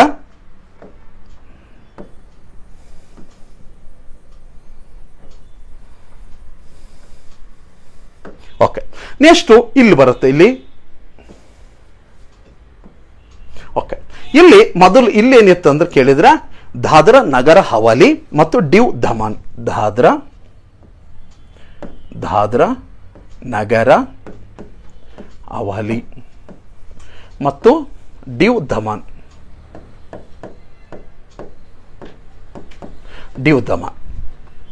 ಈ ಭಾಗದಲ್ಲಿ ದಾದ್ರಾ ನಗರ ಹವಲಿ ಡಿವ್ ದಮನ್ ಇತ್ತು. ಹಾಗಾದ್ರೆ ದಾದ್ರಾ ನಗರ ಹವಲಿ ಡಿವ್ ದಮನ್ ಅನ್ನೋದು ಮೊದಲು ಇವೇನಾಗಿದ್ದು ಬೇರೆ ಬೇರೆ ಕೇಂದ್ರಾಡಳಿತ, ಅಂದ್ರೆ ದಾದ್ರಾ ನಗರ ಹವಲಿನೇ ಬೇರೆ ಕೇಂದ್ರಾಡಳಿತವಾಗಿತ್ತು, ಡಿವ್ ಮತ್ತು ದಮನ್ ಬೇರೆ ಕೇಂದ್ರ ಆಡಳಿತವಾಗಿತ್ತು. ಹಾಗಾದ್ರೆ ನಮ್ಮ ಭಾರತ ಸರ್ಕಾರ ಅಂದ್ರೆ ಸೆಂಟ್ರಲ್ ಗೌರ್ಮೆಂಟ್ ಏನ್ ಮಾಡುತ್ತಾ, ಈ ದಾದ್ರಾ ನಗರ ಹವಲಿ ಡಿವ್ ದಮನ್ ಅನ್ನ ಎರಡನ್ನು ಮರ್ಜ್ ಮಾಡ್ತಾರ, ಅಂದ್ರೆ ಎರಡನ್ನ ವಿಲೀನಗೊಳಿಸಿ ಅದರ ಒಂದು ಕೇಂದ್ರ ಆಡಳಿತ ಪ್ರದೇಶ ಅಂತ ಘೋಷಣೆ ಮಾಡ್ತಾರ. ಎಷ್ಟರಲ್ಲಿ ಘೋಷಣೆ ಮಾಡ್ತಾರಪ್ಪ ಅಂತ ಕೇಳಿದ್ರೆ ಇದನ್ನ ಎರಡನ್ನು ವಿಲೀನಗೊಳಿಸಿ ಒಂದೇ ಕೇಂದ್ರ ಆಡಳಿತ ಪ್ರದೇಶ ಅಂತೇಳಿ ಜಾರಿಗೆ ಬಂದದ್ದು ಕ್ರಿಸ್ತ ಶಕ 2020 ಜನವರಿ 26ನೇ ತಾರೀಕು. 2020 ಜನವರಿ 26ನೇ ತಾರೀಕಿನಂದು ಇದು ಒಂದೇ ಕೇಂದ್ರ ಆಡಳಿತವನ್ನಾಗಿ ಮಾರ್ಪಡಿಸ್ತಾರ. ಅಂದ್ರೆ ಎರಡೂ ಕೇಂದ್ರ ಆಡಳಿತವಾಗಿರುವ ಪ್ರದೇಶವನ್ನ ವಿಲೀನಗೊಳಿಸಿ ಒಂದೇ ಕೇಂದ್ರ ಆಡಳಿತ ಪ್ರದೇಶವೆಂದು ನಾಮಕರಣ ಮಾಡಿದ್ದು 2020 ಜನವರಿ 26ನೇ ತಾರೀಕಿನಂದು. ಹಾಗಾದ್ರೆ ಇದರ ರಾಜಧಾನಿ ಯಾವುದನ್ನು ಕೇಳಿದ್ರೆ ದಮನ್. ಹಾಗಾದ್ರೆ ದಾದ್ರಾ ಮತ್ತು ನಗರ ಹವಲಿ ಡಿವ್ ದಮನದ ರಾಜಧಾನಿ ದಮನ್ ಆಗಿತ್ತು. ಇದು ಯಾವ ಹೈಕೋರ್ಟಿಗೆ ಒಳಪಡುತ್ತೆ ಅಂತ ಕೇಳಿದ್ರೆ ಬಾಂಬೆ ಹೈಕೋರ್ಟ್. ಯಾವ ಹೈಕೋರ್ಟ್ ಇದು? ಬಾಂಬೆ ಹೈಕೋರ್ಟ್. ಓಕೆ, ಪ್ರಶ್ನೆ ಮಾಡ್ತಾನೆ, ದಾದ್ರಾ ಮತ್ತು ನಗರ ಹವಲಿ ಡಿವ್ ದಮನ್ ಅನ್ನು ಎಷ್ಟರಲ್ಲಿ ವಿಲೀನಗೊಳಿಸಲಾಗಿ ಒಂದು ಕೇಂದ್ರ ಆಡಳಿತ ಮಾಡಿದ್ರು ಅಂದ್ರೆ 2020 ಜನವರಿ 26ನೇ ತಾರೀಕಿನಂದು. ಹಾಗಾದ್ರೆ ಇದರ ರಾಜಧಾನಿ ದಮನ್ ಯಾವ ಹೈಕೋರ್ಟಿಗೆ ಒಳಪಡುತ್ತ ಅಂತ ಕೇಳಿದ್ರೆ ಬಾಂಬೆ ಹೈಕೋರ್ಟಿಗೆ ಒಳಪಡುತ್ತಾ. ಹಾಗಾದ್ರೆ ಇದರ ಒಟ್ಟು ವಿಸ್ತೀರ್ಣ ಅಂತ ಕೇಳ್ತಾನೆ. ಇದರ ಒಟ್ಟು ವಿಸ್ತೀರ್ಣ ಎಷ್ಟೈತೆ ಅಂತ ಕೇಳಿದ್ರೆ 603 ಚದರ ಕಿಲೋಮೀಟರ್. ಎಷ್ಟು ಚದರ ಕಿಲೋಮೀಟರ್? ಅಂದ್ರೆ ಡಿವ್ ಮತ್ತು ದಮನ್ ದಾದ್ರಾ ನಗರ ಹವಲಿ ಒಟ್ಟು ಚದರ ಕಿಲೋಮೀಟರ್ ಎಷ್ಟೈತಿ? 603 ಚದರ ಕಿಲೋಮೀಟರ್ ಆಗಿದೆ. ನೆಕ್ಸ್ಟ್ ಬನ್ನಿ ಸ್ನೇಹಿತರೆ, ಈ ಭಾಗಕ್ಕೆ ಬರೋಣ. ಇಲ್ಲೊಂದು ಕಂಡು ಬರುತ್ತೆ, ಇಲ್ಲೊಂದು ಕೇಂದ್ರ ಆಡಳಿತ ಯಾವುದಿದು? ಚಂಡೀಗಢ. ಯಾವ ಗಡ? ಚಂಡೀಗಢ. ಹಾಗಾದ್ರೆ ಚಂಡೀಗಢ ಇಲ್ಲಿ ಕಂಡು ಬಂದರೆ ಇದು ರಚನೆಯಾಗಿದ್ದೆ ಯಾವಾಗ ಅಂತ ಕೇಳಿದ್ರೆ 1966 ನವೆಂಬರ್ 1ನೇ ತಾರೀಕು. 1966 ನವೆಂಬರ್ 1ನೇ ತಾರೀಕಿನಂದು ಚಂಡೀಗಢ ನಾಮಕರಣ ಮಾಡ್ತಾರೆ. ಹಾಗಾದ್ರೆ ಚಂಡೀಗಢದ ರಾಜಧಾನಿ ಚಂಡೀಗಢ. ಹಾಗಾದ್ರೆ ಯಾವ ರಾಜ್ಯಗಳು ಒಳಪಟ್ಟಂದ್ರೆ ಪಂಜಾಬ್ ಮತ್ತು ಹರಿಯಾಣ. ಯಾವ ಹೈಕೋರ್ಟಿಗೆ ಒಳಪಡುತ್ತಂದ್ರೆ ಪಂಜಾಬ್ ಮತ್ತು ಹರಿಯಾಣ. ಹಾಗಾದ್ರೆ ಈ ಚಂಡೀಗಢದ ಒಟ್ಟು ವಿಸ್ತೀರ್ಣ 114 ಚದರ ಕಿಲೋಮೀಟರ್. 114 ಚದರ ಕಿಲೋಮೀಟರ್. ಚಂಡೀಗಢದ ಒಟ್ಟು ವಿಸ್ತೀರ್ಣ ಎಷ್ಟೈತೆ ಅಂದ್ರೆ 114 ಚದರ ಕಿಲೋಮೀಟರ್ ಆಗಿದೆ. 1966 ನವೆಂಬರ್ 1ನೇ ತಾರೀಕಿನ ರಚನೆ ಆಯಿತು ಚಂಡೀಗಢ ಸ್ನೇಹಿತರೆ. ಹಾಗಾದ್ರೆ ಚಂಡೀಗಢದ ರಾಜ್ಯದಲ್ಲಿ ಚಂಡೀಗಢ ಯಾವ ಹೈಕೋರ್ಟಿಗೆ ಒಳಪಡುತ್ತೆ ಅಂದ್ರೆ ಪಂಜಾಬ್ ಮತ್ತು ಹರಿಯಾಣದ ಹೈಕೋರ್ಟಿಗೆ ಒಳಪಡುತ್ತೆ. ಹಾಗಾದ್ರೆ ಅಲ್ಲೇ ಒಂದು ಪಕ್ಕದಲ್ಲಿ ಬರೋಣ. ಯಾವುದು ಇದು? ದೆಹಲಿ. ಯಾವುದು? ದೆಹಲಿ ಕೇಂದ್ರ ಆಡಳಿತ. ಈ ದೆಹಲಿ ಒಂದು ಕೇಂದ್ರಾಡಳಿತ ಇದನ್ನು ಸಹಿತ 1956 ನವೆಂಬರ್ 1ನೇ ತಾರೀಕು ರಚನೆ ಆಯಿತು. ಹಾಗಾದ್ರೆ ದೆಹಲಿ 1956 ನವೆಂಬರ್ 1ನೇ ತಾರೀಕು ರಚನೆ ಆದರೆ ಹಾಗಾದ್ರೆ ದೆಹಲಿಗೆ ಒಂದು ವಿಶೇಷ ಸ್ಥಾನಮಾನವನ್ನ ಕ್ರಿಸ್ತ ಶಕ 1991ರಲ್ಲಿ 69ನೇ ಸಂವಿಧಾನ ತಿದ್ದುಪಡಿ ಮಾಡೋದ್ರ ಮೂಲಕ ಕ್ರಿಸ್ತ ಶಕ 1991ರಲ್ಲಿ 69ನೇ ಸಂವಿಧಾನ ತಿದ್ದುಪಡಿ ಮಾಡೋದ್ರ ಮೂಲಕ ದೆಹಲಿಗೆ ವಿಶೇಷ ಸ್ಥಾನಮಾನ ನೀಡಿದ್ವಿ. ಏನು ಸ್ಥಾನಮಾನ ನೀಡಿತು ಅಂದ್ರೆ ದೆಹಲಿ ಒಂದು ರಾಜಧಾನಿ ಹೌದು ಮತ್ತು ಇದೇನಪ್ಪ ಅಂದ್ರೆ ಕೇಂದ್ರ ಆಡಳಿತ ಪ್ರದೇಶ ಅಂತ ಹೇಳಿ 1991ರಲ್ಲಿ 69ನೇ ಸಂವಿಧಾನ ತಿದ್ದುಪಡಿ ಮಾಡೋದ್ರ ಮೂಲಕ ಇದಕ್ಕೆ ಒಂದು ಏನ್ ಮಾಡ್ತೀವಿ, ವಿಶೇಷ ಸ್ಥಾನಮಾನ ನೀಡ್ತೀವಿ. ಯಾವುದಕ್ಕೆ? ದೆಹಲಿಗೆ. ಹಾಗಾದ್ರೆ ಈ ದೆಹಲಿಯ ರಾಜಧಾನಿ ದೆಹಲಿ. ಹಾಗಾದ್ರೆ ಇದು ಯಾವ ಹೈಕೋರ್ಟಿಗೆ ಒಳಪಡುತ್ತೆ ಅಂದ್ರೆ ದೆಹಲಿ ಹೈಕೋರ್ಟಿಗೆ ಒಳಪಡುತ್ತಾ. ಇದ್ರ ಎಷ್ಟು ಚದರ ಕಿಲೋಮೀಟರ್ ಐತಂದ್ರೆ 1483 ಚದರ ಕಿಲೋಮೀಟರ್. 1483 ಚದರ ಕಿಲೋಮೀಟರ್ ಯಾವ್ದಾಗೈತಿ? ದೆಹಲಿ. ದೆಹಲಿಯ ಒಟ್ಟು ಚದರ ಕಿಲೋಮೀಟರ್ ಐತಂದ್ರೆ 1483 ಚದರ ಕಿಲೋಮೀಟರ್ ಆಗಿದೆ ಒಂದು ದೆಹಲಿ. ಹಾಗಾದ್ರೆ ನೆಕ್ಸ್ಟ್ ಬನ್ನಿ. ಹಾಗಾದ್ರೆ ನೆಕ್ಸ್ಟ್ ಯಾವ್ದಪ್ಪ ಅಂದ್ರೆ ಇತ್ತೀಚೆಗೆ ಒಂದು ಕೇಂದ್ರಾಡಳಿತ ಪ್ರದೇಶವನ್ನ ಒಂದು ರಾಜ್ಯವನ್ನ 2 ಕೇಂದ್ರಾಡಳಿತ ಪ್ರದೇಶವಾಗಿ ವರ್ಗೀಕರಿಸ್ತಾರ ಸ್ನೇಹಿತರೆ. ಹಾಗಾದ್ರೆ ಇತ್ತೀಚೆಗೆ ಭಾರತದಲ್ಲಿ ಏನ್ ಮಾಡಿತ್ತು ಅಂದ್ರೆ ಒಂದು ಆರ್ಟಿಕಲ್ ಇತ್ತು, 370 ಆರ್ಟಿಕಲ್ ರದ್ದುಪಡಿಸಿ ಹಾಗಾದ್ರೆ ಒಂದು ಅದನ್ನ ರಾಜ್ಯವನ್ನು ಬೇರ್ಪಡಿಸಿ ಹಾಗಾದ್ರೆ ಇದನ್ನ ಏನ್ ಮಾಡ್ತಾರ ಅಂದ್ರೆ 2 ಕೇಂದ್ರಾಡಳಿತ ಪ್ರದೇಶ ಮಾಡ್ತಾರ. ಆ 2 ಕೇಂದ್ರಾಡಳಿತ ಪ್ರದೇಶ ನಿಮಗೆ ಕಾಣಿಸುತ್ತೆ ನೋಡು. ಇದು ಯಾವ್ದಂತ ಕೇಳಿದ್ರೆ ಜಮ್ಮು ಮತ್ತು ಕಾಶ್ಮೀರ್. ಇದು ಯಾವ್ದಂತ ಕೇಳಿದ್ರೆ ಲಡಾಖ. ಇದ್ಯಾವುದು? ಲಡಾಖ. ಹಾಗಾದ್ರೆ ಮೊದಲು ಇದು ಜಮ್ಮು ಮತ್ತು ಕಾಶ್ಮೀರ್ ಅಂತೇಳಿ ಒಂದು ರಾಜ್ಯ ಇತ್ತು. ಆಗ ರಾಜ್ಯವನ್ನ ಏನ್ ಮಾಡ್ತಾರ ಅಂದ್ರೆ ರದ್ದುಪಡಿಸಿ 2 ಕೇಂದ್ರ ಆಡಳಿತ ಮಾಡ್ತಾರ. 2 ಕೇಂದ್ರ ಆಡಳಿತ ಎಷ್ಟರಲ್ಲಿ ರಚನೆ ಆಗುತ್ತೆ ಅಂತ ಕೇಳಿದ್ರೆ ಹಾಗಾದ್ರೆ ಇದು ರಚನೆ ಆಗಿದ್ದು 2019 ಆಗಸ್ಟ್ 5ನೇ ತಾರೀಕಿನಂದು ನಮ್ಮ ಲೋಕಸಭೆಯಲ್ಲಿ ಮಸೂದೆ ಮಂಡನೆ ಮಾಡಿ ಅಲ್ಲಿ ಪಾಸ್ ಮಾಡಿಕೊಂಡು ಹಾಗಾದ್ರೆ ಅಲ್ಲಿ ಲೋಕಸಭೆಯಲ್ಲಿ ಸದಸ್ಯರ ಒಂದು ಒಮ್ಮತನ್ನು ಪಡೆದುಕೊಂಡು ಆಗ ಭಾರತದ ಪ್ರಧಾನಿ ನರೇಂದ್ರ ಮೋದಿ ಅವರ ನೇತೃತ್ವದಲ್ಲಿ ಹಾಗಾದ್ರೆ ಇದು ಜಮ್ಮು ಮತ್ತು ಕಾಶ್ಮೀರ ಏನು ಮಾಡ್ತಾರ, ಒಂದು ರಾಜ್ಯ ಅಲ್ಲ ಅಂತ ಹೇಳಿ 2 ಕೇಂದ್ರಾಡಳಿತ ಪ್ರದೇಶ ಮಾಡ್ತಾರ. ಹಾಗಾದ್ರೆ ಇದು ಅಂಗೀಕೃತ ಜಾರಿಗೆ ಬಂದದ್ದು ಯಾವಾಗಂತ ಕೇಳಿದ್ರೆ 2019 ಅಕ್ಟೋಬರ್ ಎಷ್ಟರಲ್ಲಿ 31ನೇ ತಾರೀಕಿನಂದು. ಹಾಗಾದ್ರೆ ಭಾರತದಲ್ಲಿ ಒಂದು ಜಮ್ಮು ಮತ್ತು ಕಾಶ್ಮೀರ ಮತ್ತು ಲಡಾಖ ಕೇಂದ್ರಾಡಳಿತ ಪ್ರದೇಶವಾಗಿ ಅಧಿಕೃತವಾಗಿ ಜಾರಿಗೆ ಬಂದದ್ದು ಯಾವಾಗಂತ ಕೇಳಿದ್ರೆ 2019 ಅಕ್ಟೋಬರ್ 31ನೇ ತಾರೀಕಿನಂದು ಸ್ನೇಹಿತರೆ. ಹಾಗಾದ್ರೆ ಮೊದಲು ಅವು ಏನಾಗಿತ್ತು, ರಾಜ್ಯವಾಗಿತ್ತು. ರಾಜ್ಯ ಅಲ್ಲಿ ಯಾಕಂದ್ರೆ ಅತಿ ಹೆಚ್ಚಾಗಿ ಭಯೋತ್ಪಾದಕರ ದಾಳಿಯಿಂದ ಅಲ್ಲಿರುವಂತಹ ಸಾಮಾನ್ಯ ಜನರಿಗೆ ಅನೇಕವಾದ ತೊಂದರೆಗಳಾಗ್ತಿದ್ವು. ಹಾಗಾದ್ರೆ ಈ ರೀತಿ ಆಗೋದು ಬೇಡ, ಯಾಕಂದ್ರೆ 2 ಡಿವೈಡ್ ಮಾಡೋಣ ಅಂತ ಹೇಳಿ ಇದನ್ನ 2 ಭಾಗ ಮಾಡ್ತಾರೆ. ಒಂದು ಜಮ್ಮು ಅಂಡ್ ಕಾಶ್ಮೀರ್ ಮತ್ತೊಂದು ಲಡಾಖ. ಇವತ್ತು ಯಾವುದೇ ರೀತಿಯಲ್ಲಿ ಅಲ್ಲಿ ಆ ಭಾಗದಲ್ಲಿ ಭಯೋತ್ಪಾದನೆ ಇಲ್ಲ, ಯಾವುದೇ ರೀತಿಯಲ್ಲಿ ಏನಪ್ಪ ಅಂದ್ರೆ ಶ್ರೀ ಸಾಮಾನ್ಯರು ಆರಾಮಾಗಿ ಒಂದು ಬದುಕುವಂತ ಜೀವನವನ್ನು ಕಟ್ಟಿಕೊಡಕ್ಕೋಸ್ಕರ ಇದನ್ನು 2 ಕೇಂದ್ರ ಆಡಳಿತ ಮಾಡಿದರು. ಒಂದು ಜಮ್ಮು ಅಂಡ್ ಕಾಶ್ಮೀರ್ ಮತ್ತೊಂದು ಲಡಾಖ. ಹಾಗಾದ್ರೆ ಜಮ್ಮು ಮತ್ತು ಕಾಶ್ಮೀರ ಮತ್ತು ಲಡಾಖ ಎಂಬ ಕೇಂದ್ರಾಡಳಿತವನ್ನು ಮಾಡಬೇಕಂತ ಹೇಳಿ ಮಸೂದೆಯನ್ನು ಎಷ್ಟೇ ಮಂಡಿಸಿದರು ಲೋಕಸಭೆಯಲ್ಲಿ ಅಂತ ಕೇಳಿದ್ರೆ 2019 ಆಗಸ್ಟ್ 5ನೇ ತಾರೀಕು. ಹಾಗಾದ್ರೆ ಅಧಿಕೃತವಾಗಿ ಜಾರಿಗೆ ಬಂದದ್ದು ಯಾವಾಗಂತ ಕೇಳಿದ್ರೆ 2019 ಅಕ್ಟೋಬರ್ 31ನೇ ತಾರೀಕು. ಹಾಗಾದ್ರೆ ಅದರಲ್ಲಿ ಒಂದು ಜಮ್ಮು ಮತ್ತು ಕಾಶ್ಮೀರ ಬರೋಣ. ಈ ಜಮ್ಮು ಮತ್ತು ಕಾಶ್ಮೀರದ ಒಟ್ಟು ಎಷ್ಟು ಚದರ ಕಿಲೋಮೀಟರ್ ಐತೆ ಅಂತ ಕೇಳಿದ್ರೆ 42,241 ಚದರ ಕಿಲೋಮೀಟರ್ ಸ್ನೇಹಿತರೆ. ಹಾಗಾದ್ರೆ ಜಮ್ಮು ಮತ್ತು ಕಾಶ್ಮೀರದ ಒಟ್ಟು ಚದರ ಕಿಲೋಮೀಟರ್ 42,241 ಚದರ ಕಿಲೋಮೀಟರ್ ಆಗಿದೆ. ಹಾಗಾದ್ರೆ ಅದರಲ್ಲಿ 2 ರಾಜಧಾನಿ ಮಾಡ್ತೀವಿ. ಒಂದು ಯಾವ್ದಂತ ಕೇಳಿದ್ರೆ ಶ್ರೀನಗರ್, ಒಂದು ರಾಜಧಾನಿ ಯಾವುದು ಶ್ರೀನಗರ, ಮತ್ತೊಂದು ರಾಜಧಾನಿ ಯಾವ್ದಂದ್ರೆ ಜಮ್ಮು, ಮತ್ತೊಂದು ರಾಜಧಾನಿ ಯಾವುದು ಜಮ್ಮು. ಹಾಗಾದ್ರೆ ಶ್ರೀನಗರವನ್ನ ಬೇಸಿಗೆ ರಾಜಧಾನಿ ಅಂತ ಮಾಡ್ತೀವಿ, ಜಮ್ಮುವನ್ನ ಚಳಿಗಾಲದ ರಾಜಧಾನಿ ಅಂತ ಮಾಡ್ತೀವಿ. ಹಾಗಾದ್ರೆ ಜಮ್ಮು ಮತ್ತು ಕಾಶ್ಮೀರ ಒಂದು ಅಧಿಕೃತವಾಗಿ ಒಂದು ಜಾರಿಗೆ ಬಂದದ್ದು 2019 ಅಕ್ಟೋಬರ್ 31ನೇ ತಾರೀಕಿನಂದು. ಈ ಜಮ್ಮು ಮತ್ತು ಕಾಶ್ಮೀರದ ಒಟ್ಟು ವಿಸ್ತೀರ್ಣ ಅಂತ ಕೇಳಿದ್ರೆ 42,241 ಚದರ ಕಿಲೋಮೀಟರ್. ನೆಕ್ಸ್ಟ್ ಬನ್ನಿ ಸ್ನೇಹಿತರೆ ಲಡಾಖ. ಹಾಗಾದ್ರೆ ಲಡಾಖ ಒಟ್ಟು ವಿಸ್ತೀರ್ಣ ಎಷ್ಟೈತೆ ಅಂತ ಕೇಳಿದ್ರೆ 59,146 ಚದರ ಕಿಲೋಮೀಟರ್. 59,146 ಚದರ ಕಿಲೋಮೀಟರ್ ಯಾವ್ದಾಗೈತಿ, ಲಡಾಖ ಒಳಗೊಂಡಿದೆ. ಹಾಗಾದ್ರೆ ಲಡಾಖದ ರಾಜಧಾನಿ ಯಾವ್ದಂತ ಕೇಳಿದ್ರೆ ಲೇಹ. ಲಡಾಖದ ರಾಜಧಾನಿ ಯಾವುದು ಲೇಹ. ಹಾಗಾದ್ರೆ ಲಡಾಖದ ಒಟ್ಟು ವಿಸ್ತೀರ್ಣ 59,146 ಚದರ ಕಿಲೋಮೀಟರ್ ಆಗಿದೆ. ಲಡಾಖದ ರಾಜಧಾನಿ ಲೇಹ. ಮತ್ತು ನೋಡಿ ಇಲ್ಲಿ ಜಮ್ಮು ಮತ್ತು ಕಾಶ್ಮೀರ ಯಾವ ಹೈಕೋರ್ಟಿಗೆ ಒಳಪಡುತ್ತೆ ಅಂತ ಕೇಳಿದ್ರೆ ಜಮ್ಮು ಮತ್ತು ಕಾಶ್ಮೀರ ಹೈಕೋರ್ಟಿಗೆ. ಆದ್ರೆ ಲಡಾಖ ಯಾವ ಹೈಕೋರ್ಟಿಗೆ ಒಳಪಡುತ್ತಂದ್ರೆ ಜಮ್ಮು ಮತ್ತು ಕಾಶ್ಮೀರದ ಹೈಕೋರ್ಟಿಗೆ ಯಾವ್ದು ಒಳಪಡುತ್ತಾ, ಲಡಾಖ ಒಳಪಡುತ್ತಾ. ಓಕೆ ಸ್ನೇಹಿತರೆ, ಭಾರತದಲ್ಲಿ ಇವತ್ತು ಪ್ರಸ್ತುತವಾಗಿ ಎಷ್ಟು ಕೇಂದ್ರ ಆಡಳಿತಗಳು ಅಂತ ಕೇಳಿದ್ರೆ ಭಾರತದಲ್ಲಿ ಪ್ರಸ್ತುತ ಎಷ್ಟು ಕೇಂದ್ರ ಆಡಳಿತಗಳು, 8 ಕೇಂದ್ರ ಆಡಳಿತಗಳಿವೆ. ಹಾಗಾದ್ರೆ 8 ಕೇಂದ್ರ ಆಡಳಿತಗಳಿದ್ರೆ ಒಂದು ಅಂಡಮಾನ್ ಅದನ್ನ ನಮ್ಗೆ ಏನ್ ಮಾಡ್ತಾರೆ ಅಂದ್ರೆ ಚದರ ಕಿಲೋಮೀಟರ್ ಅಂದ್ರೆ ಅತಿ ದೊಡ್ಡ ಕೇಂದ್ರ ಆಡಳಿತದಿಂದ ಕಡಿಮೆ ಕೇಂದ್ರ ಆಡಳಿತದವರೆಗೆ ಹಾಗಾದ್ರೆ 4 ಕೋಟಿನ ಗುರುತಿಸಿರೋ ಕಾಲಾನುಕ್ರಮದಲ್ಲಿ ಬರೀರಿ ಅಂತ ಕೇಳ್ತಾರ. ಅದನ್ನ ಆ ತರ ಕೇಳಿದಾಗ ನಾವು ಹೆಂಗ್ ಮಾಡ್ಬೇಕಂತೇಳಿ ಇನ್ನೊಂದೆರಡು ತೋರಿಸಿಬಿಡ್ತೀನಿ. ಬನ್ನಿ, ಭಾರತದ ಇಲ್ಲಿ ಏನಪ್ಪಾ ಅಂದ್ರೆ 8 ಕೇಂದ್ರ ಆಡಳಿತದಲ್ಲಿ ಅತಿ ವಿಸ್ತೀರ್ಣ ಹೊಂದಿರುವ ಕೇಂದ್ರ ಆಡಳಿತ ಯಾವ್ದಂತ ಕೇಳಿದ್ರೆ ಲಡಾಖ್. ಯಾವುದು? ಲಡಾಖ್ ಅತಿ ವಿಸ್ತೀರ್ಣ ಹೊಂದಿರುವಂತ ಕೇಂದ್ರ ಆಡಳಿತ. ಎಷ್ಟೈತೆ ಅಂತ ಕೇಳಿದ್ರೆ ಇದು ಎಷ್ಟೈತೆ? 59,146 ಚದರ ಕಿಲೋಮೀಟರ್. ಹಾಗಾದ್ರೆ ಎರಡನೇ ಅತಿ ದೊಡ್ಡದಾದ ಕೇಂದ್ರ ಆಡಳಿತ ಯಾವ್ದಂತ ಕೇಳಿದ್ರೆ ಜಮ್ಮು ಮತ್ತು ಕಾಶ್ಮೀರ್. ಹಾಗಾದ್ರೆ ಎಷ್ಟೈತೆ ಅಂತ ಕೇಳಿದ್ರೆ 42,241 ಚದರ ಕಿಲೋಮೀಟರ್. ಹಾಗಾದ್ರೆ ಮೂರನೇ ಅತಿ ದೊಡ್ಡ ಕೇಂದ್ರ ಆಡಳಿತ ಯಾವ್ದಂತ ಕೇಳಿದ್ರೆ ಅಂಡಮಾನ್ ಮತ್ತು ನಿಕೋಬಾರ್. ಎ ಮತ್ತು ಎನ್ ಅಂತ ಹಾಕಿದ್ದೀನಿ. ಎ ಅಂದ್ರೆ ಅಂಡಮಾನ್, ಎನ್ ಅಂದ್ರೆ ನಿಕೋಬಾರ್. ಅಂಡಮಾನ್ ನಿಕೋಬಾರ್ ಎಷ್ಟೈತೆ ಅಂತ ಕೇಳಿದ್ರೆ 8,249 ಚದರ ಕಿಲೋಮೀಟರ್. ಹಾಗಾದ್ರೆ ನಾಲ್ಕನೇ ಅತಿ ದೊಡ್ಡ ಕೇಂದ್ರ ಆಡಳಿತ ಯಾವ್ದಂತ ಕೇಳಿದ್ರೆ ದೆಹಲಿ. ಯಾವುದು?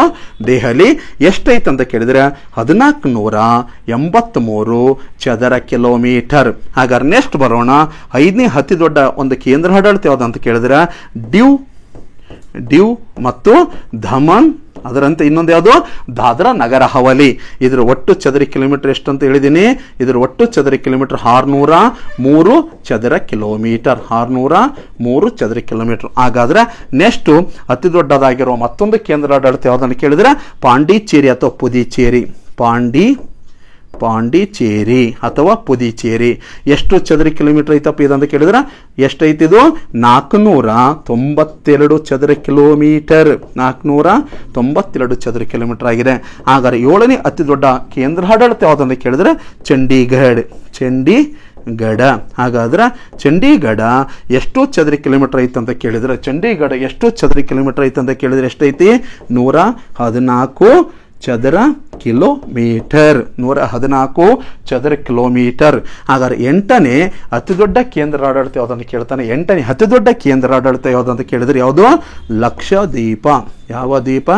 ಲಕ್ಷದ್ವೀಪ. ಎಷ್ಟೈತಿ? 32 ಚದರ ಕಿಲೋಮೀಟರ್. ಓಕೆ, ನಿಮಗೆ ಏನೇ ಪ್ರಶ್ನೆ ಕೇಳಿದ್ರು ಆನ್ಸರ್ ಮಾಡಿ.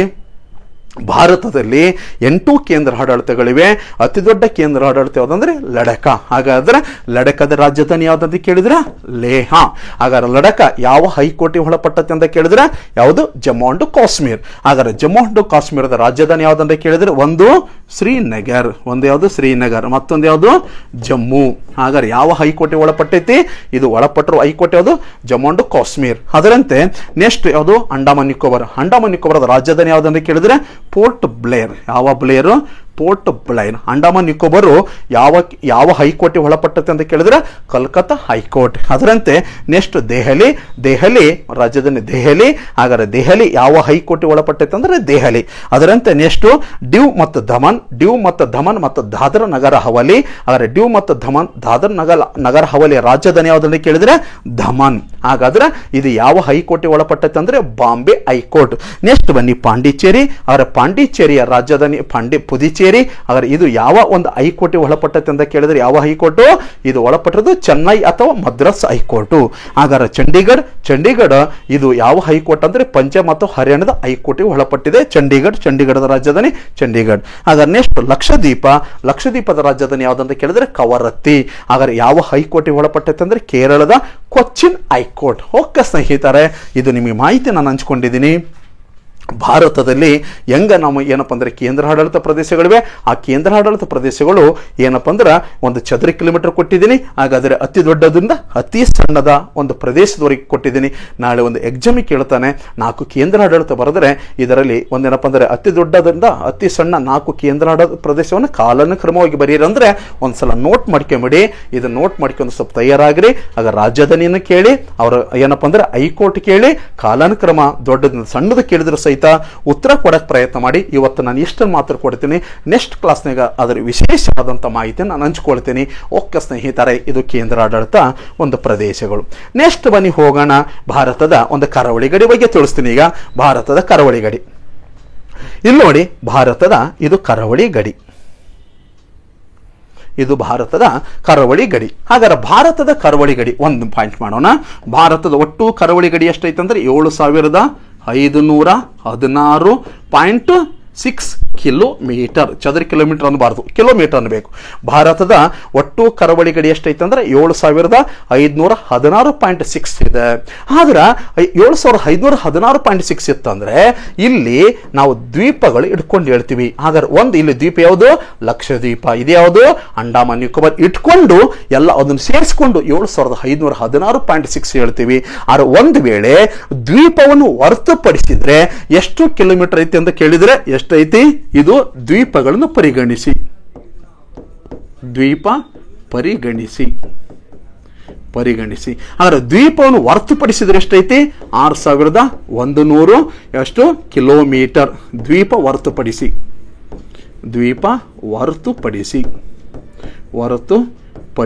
ಎಷ್ಟೈತಿ? 6100 ಏನಪ್ಪ ಅಂದ್ರೆ ಕಿಲೋಮೀಟರ್ ಆಗಿದೆ. ಹಾಗಾದ್ರೆ ಮತ್ತೊಂದು ಕೇಳ್ತಾನೆ, ಭಾರತದ ಒಂದು ಕರಾವಳಿ ಗಡಿ ನೋಡಿದ್ವಿ, ಹಾಗಾದ್ರೆ ಭಾರತದ ಒಟ್ಟು ನಾಟಿಕಲ್ ಅಂತ ಕೇಳ್ತಾನೆ. ಏನು ಕೇಳ್ತಾನೆ? ನಾಟಿಕಲ್ ಅಂದ್ರೆ ಇಲ್ಲಿ ನಾಟಿಕಲ್ ಎಂಬ ಪದ ಬಳಸ್ತೀವಿ ನಾವು. ನಾಟಿಕಲ್ ಅಂತ ಯಾಕೆ ಪದ ಬಳಸ್ತೀವಿ ಅಂದ್ರೆ, ನಾವು ಸಾಗರ ಮತ್ತು ಸಮುದ್ರದ ಮೇಲ್ಭಾಗ ಅಳಿಬೇಕಂದ್ರೆ, ಇಲ್ಲಿ ಸಾಗರ ಮತ್ತು ಸಮುದ್ರ ಮೇಲ್ಭಾಗ ಅಳಿಬೇಕಂದ್ರೆ ನಾಟಿಕಲ್ ಯೂಸ್ ಮಾಡ್ತೀವಿ. ಆದ್ರೆ ಒಂದು ವೇಳೆ ಸಾಗರ ಸಮುದ್ರದ ಆಳ ಅಳಿಬೇಕಂದ್ರೆ ಪ್ಯಾದಮ್ ಬಳಸ್ತೀವಿ. ಓಕೆ, ಈ ಪ್ಯಾದಮ್ ಬಗ್ಗೆ ನೆಕ್ಸ್ಟ್ ಕ್ಲಾಸ್ ನೋಡೋಣ. ಈಗ ನಾಟಿಕಲ್ ಹೇಳೋಣ. ಭಾರತ ಏನಪ್ಪಾ ಅಂದ್ರೆ ಸಾಗರ ಮತ್ತು ಸಮುದ್ರದ ಮೇಲ್ಭಾಗ ಅಳಿಬೇಕಂದ್ರೆ ನಾಟಿಕಲ್ ಬಳಸ್ತೀವಿ. ಹಾಗಾದ್ರೆ ಒಂದು ನಾಟಿಕಲ್ ಅಂದರೆ ಎಷ್ಟು ಅಂತ ಕೇಳ್ತಾನೆ? 6080 ಅಡಿಯಾಗಿದೆ. ಎಷ್ಟು ಅಡಿಯಾಗಿದೆ? 6080 ಅಡಿ ಉದ್ದ ಆಗಿದೆ. ಒಂದು ನಾಟಿಕಲ್ ಅಂದ್ರೆ 6080 ಅಡಿ ಉದ್ದವಾಗಿದೆ. ನಮಗೆ ಸ್ಪರ್ಧಾತ್ಮಕ ಪರೀಕ್ಷೆಯಲ್ಲಿ PSI ಒಳಗೆ ಕೇಳಿಬಿಟ್ಟ. ಹಾಗಾದ್ರೆ ಒಂದು ನಾಟಿಕಲ್ ಅಂದ್ರೆ ಎಷ್ಟು ಅಂತ ಕೇಳಿದ, ಅಲ್ಲಿ ಅಡಿ ಕೇಳಿಲ್ಲ, ಅವಾಗ ಏನ್ ಮಾಡಿಬಿಟ್ಟ? ಮೀಟರ್ ಇಟ್ಟುಬಿಟ್ಟದ ನಾವು. ಹಾಗಾಗಿ ಇಲ್ಲಿ ಏನಪ್ಪ ಒಂದು ನಾಟಿಕಲ್ ಅಂದ್ರೆ 6080 ಅಡಿ. ಇದನ್ನ ಮೀಟರ್ ಒಳಗೆ ಕೇಳಿದ್ರೆ ಎಷ್ಟಾಗತ್ತಾ? 1852 ಮೀಟರ್. 1852 ಮೀಟರ್. ಓಕೆ, ನಮಗೆ ಪ್ರಶ್ನೆ ಹೆಂಗಾರೆ ಕೇಳಿ, ಅವ್ರು ಒಂದು ನಾಟಿಕಲ್ ಅಂದ್ರೆ 6080 ಅಡಿ. ಯಾಕೆ ನಾಟಿಕಲ್ ಯೂಸ್ ಮಾಡ್ತೀವಿ ಅಂದ್ರೆ, ಸಾಗರ ಮತ್ತು ಸಮುದ್ರದ ಮೇಲ್ಭಾಗ ಅಳಿಬೇಕಂದ್ರೆ ನಾಟಿಕಲ್ ಯೂಸ್ ಮಾಡ್ತೀವಿ. ಹಾಗಾದ್ರೆ ಒಂದು ನಾಟಿಕಲ್ ಅಂದ್ರೆ 6080 ಅಡಿ ಆಗಿದೆ. ಅದನ್ನು ಮೀಟರ್ ಒಳಗೆ ಹೇಳಿದ್ರೆ ಎಷ್ಟಾಗತ್ತೆ? 1852 ಮೀಟರ್. ಹಾಗಾದ್ರೆ ನೆಕ್ಸ್ಟ್ ಭಾರತದ ಒಟ್ಟು ನಾಟಿಕಲ್, ಭಾರತದ ನಾಟಿಕಲ್ ಕೇಳಿದ್ನ ತಿಳ್ಕೊಳ್ಳಿ. ಭಾರತದ ನಾಟಿಕಲ್ ಕೇಳಿದ್ರೆ ಭಾರತದ ಒಟ್ಟು ನಾಟಿಕಲ್ ಎಷ್ಟಿದೆ? 12 ಮೈಲ್. ಎಷ್ಟು ಮೈಲು? 12 ಮೈಲ್. ಭಾರತದ ಒಟ್ಟು ನಾಟಿಕಲ್ ಎಷ್ಟಿದೆ? 12 ಮೈಲ್. ಇದು ಬಹಳ ಸಲ ನಮ್ಮ ಸ್ಪರ್ಧಾತ್ಮಕ ಪರೀಕ್ಷೆಯಲ್ಲಿ ಕೇಳ್ಯಾರ ಸ್ನೇಹಿತರೆ. ಭಾರತದ ಒಟ್ಟು ನಾಟಿಕಲ್ ಎಷ್ಟು ಅಂತ ಕೇಳಿದ್ರೆ 12 ಮೈಲ್. ಹಾಗಾದ್ರೆ ಭಾರತದ ನಾಟಿಕಲ್ ಕಿಲೋಮೀಟರ್ ಅಲ್ಲಿ ಹೇಳ್ರಿ ಅಂತ ಕೇಳಿದ್ರೆ ಕಿಲೋಮೀಟರ್ ಎಷ್ಟಾಗುತ್ತಾ? 20.9 ಕಿಲೋಮೀಟರ್. ಹಾಗಾದ್ರೆ ಭಾರತದ ನಾಟಿಕಲ್ ಅಂದ್ರೆ 12 ಮೈಲು. 12 ಮೈಲನ್ನು ಕಿಲೋಮೀಟರ್ ನಾವು ತಗೊಂಡಿವಿ ಅಂದ್ರೆ 20.9 ಮೀಟರ್ ಅಂತ ಹೇಳ್ತೀವಿ. ಇದ್ರ ಬಗ್ಗೆ ನಮಗೆ ಸ್ವಲ್ಪ ಮಾಹಿತಿ ತಿಳ್ಕೊಳ್ಳಿ ಸ್ನೇಹಿತರೆ. ಇದು ವೆರಿ ವೆರಿ ಇಂಪಾರ್ಟೆಂಟ್ ಸ್ನೇಹಿತರೆ ನಮ್ಮ ಸ್ಪರ್ಧಾತ್ಮಕ ಪರೀಕ್ಷೆಯಲ್ಲಿ. ಏಕೆಂದ್ರೆ ಒಂದು ನಮ್ಮ ಭಾರತದ ಒಟ್ಟು ಕರಾವಳಿ ಗಡಿ ಅಂದ್ರೆ 7516.6 ಆಗಿದೆ. ಹಾಗಾದ್ರೆ ಅದರಲ್ಲಿ ದ್ವೀಪಗಳು ಹಿಡ್ಕೊಂಡು ಹೇಳ್ತೀವಿ. ಒಂದು ವೇಳೆ ದ್ವೀಪನ್ನು ಹೊರತುಪಡಿಸಿಬಿಟ್ರೆ 6100 ಕಿಲೋಮೀಟರ್. ಆದರೆ ಭಾರತದಲ್ಲಿ ನಾಟಿಕಲ್ ನೋಡ್ತೀವಿ. ಭಾರತದ ಒಟ್ಟು ನಾಟಿಕಲ್ ಅಂದ್ರೆ ಎಷ್ಟಿದೆ? 12 ಮೈಲ್. ನಾಟಿಕಲ್ ಅನ್ನು ಯಾಕೆ ಯೂಸ್ ಮಾಡ್ತೀವಿ ಅಂದ್ರೆ ಸಾಗರ ಮತ್ತು ಸಮುದ್ರದ ಮೇಲ್ಭಾಗ ಅಳೆಯುವುದಕ್ಕೆ. ಹಾಗಾದ್ರೆ ನೆಕ್ಸ್ಟ್ ಭಾರತ ನಾಟಿಕಲ್ 12 ಮೈಲ್ ಆಗಿದೆ. ಓಕೆ, ಹಾಗಾದ್ರೆ ಇದು ನಮಗೆ ಬೇಸಿಕ್ ಆಗಿ ಗೊತ್ತಿರಲಿ. ಓಕೆ ಸ್ನೇಹಿತರೆ, ಹಾಗಾದ್ರೆ ಈಗ ಕರಾವಳಿ ಗಡಿ ಬಗ್ಗೆ ತೋರಿಸ್ತೀನಿ. ಈಗ ಭಾರತದ ಕರಾವಳಿ ಗಡಿಯನ್ನ ಎಷ್ಟು ರಾಜ್ಯಗಳು ಹಂಚಿಕೊಂಡಿವೆ ನೆಕ್ಸ್ಟ್ ಕೇಳೋಣ. ಭಾರತದ ಕರಾವಳಿ ಗಡಿಯನ್ನು ಎಷ್ಟು ರಾಜ್ಯಗಳು ಹಂಚಿಕೊಂಡಿವೆ? 9 ರಾಜ್ಯಗಳು. ಎಷ್ಟು ರಾಜ್ಯಗಳು? 9 ರಾಜ್ಯಗಳು. ಹಾಗಾದ್ರೆ ನೆಕ್ಸ್ಟ್ ಭಾರತದ ಕರಾವಳಿ ಗಡಿಯನ್ನ ಎಷ್ಟು ಕೇಂದ್ರಾಡಳಿತ ಪ್ರದೇಶಗಳು ಹಂಚಿಕೊಂಡು ಅಂತ ಕೇಳಿದ್ರೆ 4 ಕೇಂದ್ರಾಡಳಿತ ಪ್ರದೇಶ. ಎಷ್ಟು ಕೇಂದ್ರಾಡಳಿತ? 4 ಕೇಂದ್ರಾಡಳಿತ ಪ್ರದೇಶ. ಓಕೆ, ಹಾಗಾದ್ರೆ ಭಾರತದ ಕರಾವಳಿ ಗಡಿಯನ್ನು ಎಷ್ಟು ರಾಜ್ಯಗಳು ಹಂಚಿಕೊಂಡವು? 9 ರಾಜ್ಯಗಳು. ಎಷ್ಟು ಕೇಂದ್ರ ಆಡಳಿತಗಳು ಹಂಚಿಕೊಂಡು ಅಂತ ಕೇಳಿದ್ರೆ 4 ಕೇಂದ್ರ ಆಡಳಿತ. ಹಾಗಾದ್ರೆ 9 ರಾಜ್ಯಗಳು ಯಾವ ಅಂತ ಕೇಳಿದ್ರೆ ಒಂದು ಸ್ನೇಹಿತರೆ ಗುಜರಾತ್. ಯಾವುದಿದು? ಒಂದು ಗುಜರಾತ್. ಹಾಗಾದ್ರೆ ನೆಕ್ಸ್ಟ್ ಎರಡನೇದು ಯಾವ್ದಂತ ಕೇಳಿದ್ರೆ ಮಹಾರಾಷ್ಟ್ರ. ಹಾಗಾದ್ರೆ ನೆಕ್ಸ್ಟ್ ಮೂರನೇದು ಯಾವ್ದಂತ ಕೇಳಿದ್ರೆ ಇಲ್ಲಿ ಸಣ್ಣದು ಕಾಣಿಸ್ತೈತೆ ನೋಡಿ, ಮೂರನೇದು ಗೋವಾ. ನಾಲ್ಕನೇದು ಯಾವ್ದಂತ ಕೇಳಿದ್ರೆ ಕರ್ನಾಟಕ. ಹಾಗಾದ್ರೆ ಐದನೇದು ಯಾವ್ದಂತ ಕೇಳಿದ್ರೆ ಕೇರಳ. ಆರನೇದು ಯಾವ್ದಂತ ಕೇಳಿದ್ರೆ ತಮಿಳುನಾಡು. ಹಾಗಾದ್ರೆ 7ನೇದು ಯಾವುದಂತ ಕೇಳಿದ್ರೆ ಆಂಧ್ರ ಪ್ರದೇಶ್. ಹಾಗಾದ್ರೆ 8ನೇದು ಯಾವುದಂತ ಕೇಳಿದ್ರೆ ಒಡಿಸ್ಸಾ. 9 ಯಾವುದನ್ನು ಕೇಳಿದ್ರೆ ಪಶ್ಚಿಮ ಬಂಗಾಳ. ಭಾರತದ ಕರಾವಳಿ ಗಡಿಯನ್ನ ಎಷ್ಟು ರಾಜ್ಯಗಳು ಹಂಚಿಕೊಂಡು ಅಂತ ಕೇಳಿದ್ರೆ 9 ರಾಜ್ಯಗಳು. ಪಶ್ಚಿಮ ಬಂಗಾಳ, ಒಡಿಸ್ಸಾ, ಆಂಧ್ರ ಪ್ರದೇಶ, ತಮಿಳುನಾಡು, ಕೇರಳ, ಕರ್ನಾಟಕ, ಗೋವಾ, ಹಾಗಾದ್ರೆ ಮಹಾರಾಷ್ಟ್ರ, ಮತ್ತೊಂದು ಯಾವುದು ಗುಜರಾತ್. ಹಾಗಾದ್ರೆ ಭಾರತದ ಕರಾವಳಿ ಗಡಿಯನ್ನ ಎಷ್ಟು ರಾಜ್ಯಗಳು ಹಂಚಿಕೊಂಡು ಅಂತ ಕೇಳಿದ್ರೆ 9 ರಾಜ್ಯಗಳು. ಆ ಕರಾವಳಿ ಗಡಿಗೆ ನಾವು ಬೇರೆ ಬೇರೆ ಹೆಸರಿಂದ ಕರಿತೀವಿ. ಮತ್ತು ಆ ಕರಾವಳಿ ಗಡಿಯಲ್ಲಿ ಅನೇಕವಾದ ಬಂದರುಗಳಿವೆ. ಹಾಗಾದ್ರೆ ಅಲ್ಲಿ ಆ ಕರಾವಳಿ ಗಡಿಯಲ್ಲಿ ಅನೇಕವಾದ ಸರೋವರಗಳಿವೆ. ಅದರ ಬಗ್ಗೆ ಈಗ ಬೇಡ, ನೆಕ್ಸ್ಟ್ 2ನೇ ಚಾಪ್ಟರ್ ಒಳಗೆ ನಾನು ಅದರ ಬಗ್ಗೆ ತಿಳಿಸ್ತೀನಿ. ಈಗ ಜಸ್ಟ್ ನಾವು ಕರಾವಳಿ ಗಡಿ ಎಷ್ಟು ರಾಜ್ಯಗಳು ಹಂಚಿಕೊಂಡವು, ಎಷ್ಟು ಕೇಂದ್ರ ಆಡಳಿತಗಳದವು. ಹಾಗಾದ್ರೆ 9 ರಾಜ್ಯಗಳು, 4 ಕೇಂದ್ರ ಆಡಳಿತಗಳು ಯಾವಂದ್ರೆ ಇಲ್ಲಿ ಒಂದು ಕಂಡು ಬರುತ್ತಾ ದಾದ್ರಾ ಮತ್ತು ನಗರ ಹವೇಲಿ ಮತ್ತು ಡಿವ್ ದಮನ್. 2 ಕಂಡು ಬರುತ್ತಾ ಯಾವುದು ಲಕ್ಷದ್ವೀಪ. 3 ಕಂಡು ಬರುತ್ತಾ ಯಾವ್ದಪ್ಪ ಅಂದ್ರೆ ಅಂಡಮಾನ್ ನಿಕೋಬಾರ್. ಹಾಗಾದ್ರೆ ಇಲ್ಲೊಂದಿದೆ ಯಾವುದು ಪಾಂಡಿಚೇರಿ. ಹಾಗಾದ್ರೆ ಪಾಂಡಿಚೇರಿ, ಅಂಡಮಾನ್ ನಿಕೋಬಾರ್, ಲಕ್ಷದ್ವೀಪ, ಡಿವ್ ದಮನ್, ದಾದ್ರಾ ನಗರ ಹವೇಲಿ ಇವು ಏನಂದ್ರೆ ಭಾರತದ ಕರಾವಳಿ ಗಡಿಯಲ್ಲಿರುವ ಕೇಂದ್ರ ಆಡಳಿತ ಪ್ರದೇಶಗಳು. ಹಾಗಾದ್ರೆ ಇಲ್ಲಿ ಭಾರತದ ಒಂದೇನಪ್ಪ ಅಂದ್ರೆ ಒಂದು 9 ರಾಜ್ಯಗಳು ಒಂದು ಏನಂದ್ರೆ ಕರಾವಳಿ ಗಡಿ ಹೊಂದಿದ್ರೆ ಅತಿ ಉದ್ದವಾದ ಕರಾವಳಿ ಗಡಿ ಹೊಂದಿರೋದು ಯಾವ್ದಂದ್ರೆ ಗುಜರಾತ್. ಎಷ್ಟು ಕಿಲೋಮೀಟರ್ ಅಂತ ಕೇಳಿದ್ರೆ 1600 ಕಿಲೋಮೀಟರ್. ಎಷ್ಟು ಕಿಲೋಮೀಟರ್? 1600 ಕಿಲೋಮೀಟರ್. ಅತಿ ಕಡಿಮೆ ಕರಾವಳಿ ಗಡಿ ಹೊಂದಿರೋದು ಅಂತ ಕೇಳಿದ್ರೆ ಗೋವಾ. ಎಷ್ಟೈತೆ ಅಂತ ಕೇಳಿದ್ರೆ 100 ಕಿಲೋಮೀಟರ್. ಎಷ್ಟು ಕಿಲೋಮೀಟರ್ ಆಗಿದೆ? 100 ಕಿಲೋಮೀಟರ್. ಆದ್ರೆ ಕರ್ನಾಟಕದ ಕರಾವಳಿ ಗಡಿ ಎಷ್ಟೈತೆ ಅಂತ ಕೇಳಿದ್ರೆ 320. ಎಷ್ಟು ಕಿಲೋಮೀಟರ್? 320 ಕಿಲೋಮೀಟರ್. ಹಾಗಾದ್ರೆ ಕರ್ನಾಟಕ ಕರಾವಳಿ ಗಡಿ ಇದೆ. ಇದು ಪಶ್ಚಿಮ ಘಟ್ಟ ನೋಡಿದ್ವಿ. ಈ ಪೂರ್ವ ಘಟ್ಟದಲ್ಲಿ ಅತಿ ಉದ್ದವಾದ ಕರಾವಳಿ ಗಡಿ ಹೊಂದಿರೋದು ಯಾವ್ದಂದ್ರೆ ಆಂಧ್ರ ಪ್ರದೇಶ್. ಎಷ್ಟೈತೆ ಆಂಧ್ರ ಪ್ರದೇಶ? 1000 ಕಿಲೋಮೀಟರ್. ಎಷ್ಟು ಕಿಲೋಮೀಟರ್? 1000 ಕಿಲೋಮೀಟರ್. ಅತಿ ಕಡಿಮೆ ಹೊಂದಿರೋದು ಪಶ್ಚಿಮ ಬಂಗಾಳ. ಎಷ್ಟೈತೆ ಅಂತ ಕೇಳಿದ್ರೆ 157 ಕಿಲೋಮೀಟರ್. ಓಕೆ, ಇಲ್ಲಿ ತಿಳ್ಕೊಂಬಿಡಿ. ಭಾರತದ ಕರಾವಳಿ ಗಡಿಯನ್ನು 9 ರಾಜ್ಯಗಳು ಹಂಚಿಕೊಂಡ್ರೆ ಅತಿ ಉದ್ದವಾದ ಕರಾವಳಿ ಗಡಿ ಹೊಂದಿರೋ ರಾಜ್ಯ ಯಾವ್ದಂತ ಕೇಳಿದ್ರೆ ಯಾವ ರಾಜ್ಯ ಆಗೈತಿ? ಗುಜರಾತ್ ಆಗಿದೆ. ಅದರ ನಂತರ ಅತಿ ಕಡಿಮೆ ಕರಾವಳಿ ಗಡಿ ಹೊಂದಿರೋ ಭಾರತದಲ್ಲಿ ಅಂದ್ರೆ ಗೋವಾ. ಅದರಂತೆ ಪೂರ್ವ ಘಟ್ಟದಲ್ಲಿ ಅತಿ ಉದ್ದ ಕರಾವಳಿ ಗಡಿ ಹೊಂದಿರೋ ಆಂಧ್ರ ಪ್ರದೇಶ. ಅತಿ ಕಡಿಮೆ ಕರಾವಳಿ ಗಡಿ ಹೊಂದಿರೋ ರಾಜ್ಯ ಯಾವ್ದಂತ ಕೇಳಿದ್ರೆ ಪಶ್ಚಿಮ ಬಂಗಾಳ. 157 ಕಿಲೋಮೀಟರ್. ಸ್ನೇಹಿತರೆ, ಇದು ಕರಾವಳಿ ಗಡಿಯಲ್ಲಿರುವ ಮತ್ತೇನಪ್ಪ ಅಂದ್ರೆ ವಿಶೇಷವಾಗಿರುವಂತಹ ರಾಜ್ಯಗಳು ಮತ್ತು ಕೇಂದ್ರಾಡಳಿತಗಳ ಬಗ್ಗೆ ತಿಳಿಸಿದ್ವಿ. ಹಾಗಾದ್ರೆ ಎಷ್ಟು ಕೇಂದ್ರ ಆಡಳಿತಗಳು ಭಾರತದ ಕರಾವಳಿ ಗಡಿಯಿಲ್ಲದು ಅಂದ್ರೆ 4 ಕೇಂದ್ರ ಆಡಳಿತಗಳು ಭಾರತದ ಕರಾವಳಿ ಗಡಿಯಲ್ಲಿವೆ. ಆ 4 ಕೇಂದ್ರ ಆಡಳಿತ ಪ್ರದೇಶಗಳು ಯಾವಂತ ಕೇಳಿದ್ರೆ ಒಂದು ಸ್ನೇಹಿತರೆ ಯಾವುದು ಡಿವ್ ಮತ್ತು ದಮನ್. ಹಾಗಾದ್ರೆ ನೆಕ್ಸ್ಟ್ ಬಂದಂದ್ರೆ ಲಕ್ಷದ್ವೀಪ, ನೆಕ್ಸ್ಟ್ ಬಂದಂದ್ರೆ ಪಾಂಡಿಚೇರಿ, ನೆಕ್ಸ್ಟ್ ಬಂದಂದ್ರೆ ಯಾವುದು ಅಂಡಮಾನ್ ನಿಕೋಬಾರ್. ಸ್ನೇಹಿತರೆ, ಇದು ನಮ್ಮ ಕರಾವಳಿ ಗಡಿಯಲ್ಲಿ. ಹಾಗಾದ್ರೆ ಮತ್ತೊಂದು ಬರ್ತೀನಿ. ಈಗ ನಾನು ಈಗ ನಿಮ್ಮ ಕ್ಲಾಸ್ನಾಗ ಹೇಳಿದೆ ಏನಂತ ಹೇಳಿದಂದ್ರೆ ಭಾರತದ ಯಾವ್ದಪ್ಪ ಅಂದ್ರೆ ಒಂದು ಕೇಂದ್ರ ಆಡಳಿತ ಪ್ರದೇಶಗಳ ಬಗ್ಗೆ ಹೇಳಿದೆ. ಆದ್ರೆ ನಮಗೆ ಎಕ್ಸಾಮ್ನಿಗೆ ಏನ್ ಮಾಡಿಬಿಡ್ತಾನಂದ್ರೆ ಆ ಕೇಂದ್ರಾಡಳಿತದಲ್ಲಿ ವಿಶೇಷವಾಗಿ ಬುಡಕಟ್ಟು ಜನಾಂಗ ಕೇಳ್ತಾರೆ. ಸ್ನೇಹಿತರೆ, ಆ ಬುಡಕಟ್ಟು ಜನಾಂಗ ವೆರಿ ವೆರಿ ಇಂಪಾರ್ಟೆಂಟು. ನಮಗೆ ಅತಿ ಹೆಚ್ಚಾಗಿ PSI ಒಳಗೆ ಅತಿ ಹೆಚ್ಚಾಗಿ ಕೇಳೋದು ಯಾವ್ದಂದ್ರೆ ಅಂಡಮಾನ್ ನಿಕೋಬಾರದಲ್ಲಿ ಕಂಡು ಬರುವಂತ ಬುಡಕಟ್ಟು ಜನಾಂಗ. ಇದು ನೋಟ್ ಮಾಡ್ಕೊಂಡ್ಬಿಡ್ಬೇಕಾದ್ರೆ ಇಲ್ಲಿ ಬುಡಕಟ್ಟು ಜನಾಂಗಗಳು ಬಂದ ನೋಡಿ ಬರೆದಿದ್ದೀನಿ. ಯಾವ್ದಂದ್ರೆ ಸೆಂಟಿನೆಲೆಸ, ವರಂಗ, ಜರವಾ. ನೆಕ್ಸ್ಟ್ ಬಂದಂದ್ರೆ ಶಾಂಪಿಯನ್ನು.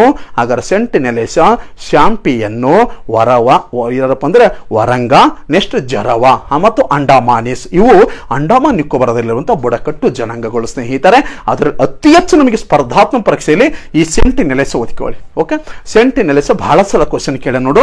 ಸೆಂಟಿನೆಲೆಸ್ ಜನಾಂಗ ಎಲ್ಲಿ ಕಂಡು ಬರುತ್ತೆ ಅಂತ ಕೇಳಿದ್ರೆ ಅಂಡಮಾನ್ ನಿಕೋಬಾರದಲ್ಲಿ.